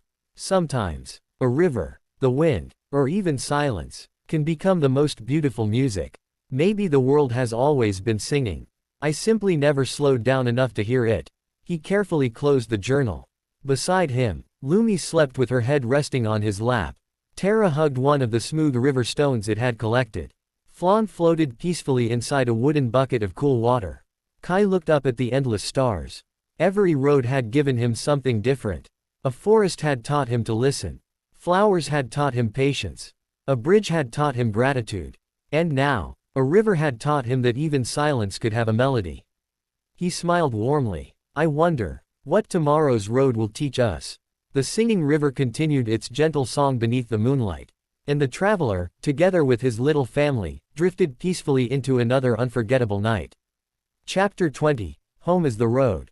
The gentle melody of the singing river slowly faded behind them. Morning sunlight sparkled across the flowing water as Kai and his companions prepared to leave. Old Rowan waited beside the willow tree where they had first met. He handed Kai a small glass bottle filled with smooth white river stones. They'll remind you of today's song. Kai accepted the gift with both hands. Thank you. I'll treasure them. The old fisherman smiled. The river never sings the same song twice. So, come back whenever you miss it. Kai nodded. I will. The four companions followed the road east. Rolling hills stretched endlessly beneath a brilliant blue sky. The air was fresh after last night's cool breeze. Lumi happily trotted ahead, chasing butterflies. Tara rolled happily down grassy slopes before climbing back up with a mouthful of pebbles. RRR. Kai laughed. I'll never understand how you can tell which rocks taste better. Flan floated peacefully inside its bowl. Poo. Still asleep. The road gradually became wider. More travelers appeared. Merchants, pilgrims, artists carrying paintings, musicians with instruments strapped to their backs. Children walking beside their parents. Kai smiled. So many people, all heading somewhere different. By midday, the companions reached a crossroads. A massive stone monument stood at its center. Ancient carvings covered every side. The words were written in many languages. Kai slowly read the common tongue. Every traveler walks toward somewhere. But every road changes them before they arrive. Kai quietly stood there for several minutes. He gently placed one hand upon the weathered stone. That's true. Nearby stood a tiny roadside cafe. Unlike an inn, It had no rooms, only several wooden tables beneath large oak trees. The smell of freshly baked pies drifted through the air. Kai looked toward Lumi. Lumi looked toward Kai. Q. Kai laughed. I know. We're stopping. The cafe belonged to an elderly husband and wife. The old woman served fresh apple pie with warm cream. The old man brewed fragrant mountain tea. Everything was simple. Everything was delicious. As Kai enjoyed the peaceful meal, he noticed something interesting. The walls of the cafe were covered with hundreds of small wooden plaques. Each traveler had carved a short message before leaving. Some wrote dreams. Others wrote memories. One simply said, "Thank you for the tea." Kai smiled. I like that one. The old couple laughed. Would you like to leave one too? Kai nodded. He carefully carved a few simple words into a fresh wooden plaque. The world became bigger, because I chose to walk slowly. Kai. The elderly woman gently hung it among the others. There. Now a small part of your journey stays here. Kai smiled warmly. That afternoon, the road wound through peaceful grasslands. A gentle breeze carried the scent of wild herbs. Kai suddenly noticed dozens of tiny blue flowers blooming beside the path. He blinked. Traveler's blooms. He knelt beside them. The little blossoms looked exactly like the seeds Grandma Iris had shown him. Kai smiled. They've already grown. Lumi wagged her tail. Q. He quietly remembered her words. They only grow where kindness is shared. Perhaps. Many travelers before him had also chosen kindness. The thought made him smile. As the sun slowly began to set, Kai climbed a small hill overlooking the countryside. Golden fields stretched toward distant mountains. The whispering forest could barely be seen on the horizon. Far away, Sky Bridge stood proudly between towering cliffs. Beyond another valley, blooming plains shimmered beneath the evening light. Kai realized something. He could almost trace every step of his journey. Every place, every memory, every friend. He quietly unpacked several keepsakes. The golden leaf from the elder tree. The traveler's bloom. The ribbon from Sky Bridge. The smooth singing river stone. The wooden flute. He placed them carefully on the grass. Lumi lay beside the golden leaf. Tara gently nudged the polished river stones. Flan floated peacefully above them.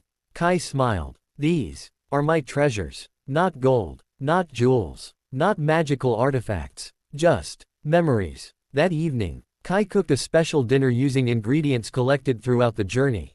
Millstone bread, mountain herbs, blooming plains flower tea, river fish seasoning from Old Rowan, honey from the forest. The aroma filled the hilltop. His companions happily gathered around. Lumi enjoyed warm bread. Tara munched on mineral stones between bites of vegetables. Flan copied every flavor into delicious bubbles. Kai laughed. This might be our best meal yet. After dinner, the sky slowly filled with stars. A warm breeze swept across the open hill. Kai opened his traveler's journal one final time for this journey. He carefully wrote, Traveler's Journal, Day 20. 20 days ago, I was summoned to another world. Everyone expected me to become a hero. To defeat monsters. To save kingdoms. Instead, I walked. I shared meals. Met wonderful people. Made unforgettable friends. And discovered that the greatest adventure isn't found at the end of the road. It's found in every step along the way. Home isn't always a place. Sometimes, home is simply the road you choose to keep walking. Kai gently closed the journal. For a long while, no one spoke. The night was peaceful. Lumi quietly rested against his shoulder. Tara slept while hugging both a shiny gemstone and a smooth river stone. Flan floated gently in the cool night air, softly glowing like a tiny lantern. Kai looked toward the endless horizon. Countless roads still waited beyond it. New villages, new festivals, new companions, new stories. He smiled with quiet excitement. Come on, everyone. We've only just begun. Lumi stood first. Q. Tara flapped its tiny wings. RRR. Flan bounced once. Poo. Together, the traveler and his little family walked toward the next sunrise. Not chasing destiny. Not seeking glory. Simply following the road wherever it wished to lead. End of chapter 20. End of volume 1. The hero who walked away. The journey never truly ends, because there is always another road waiting beyond the horizon. Thank you for listening. Please like, comment, share and subscribe. See you next time.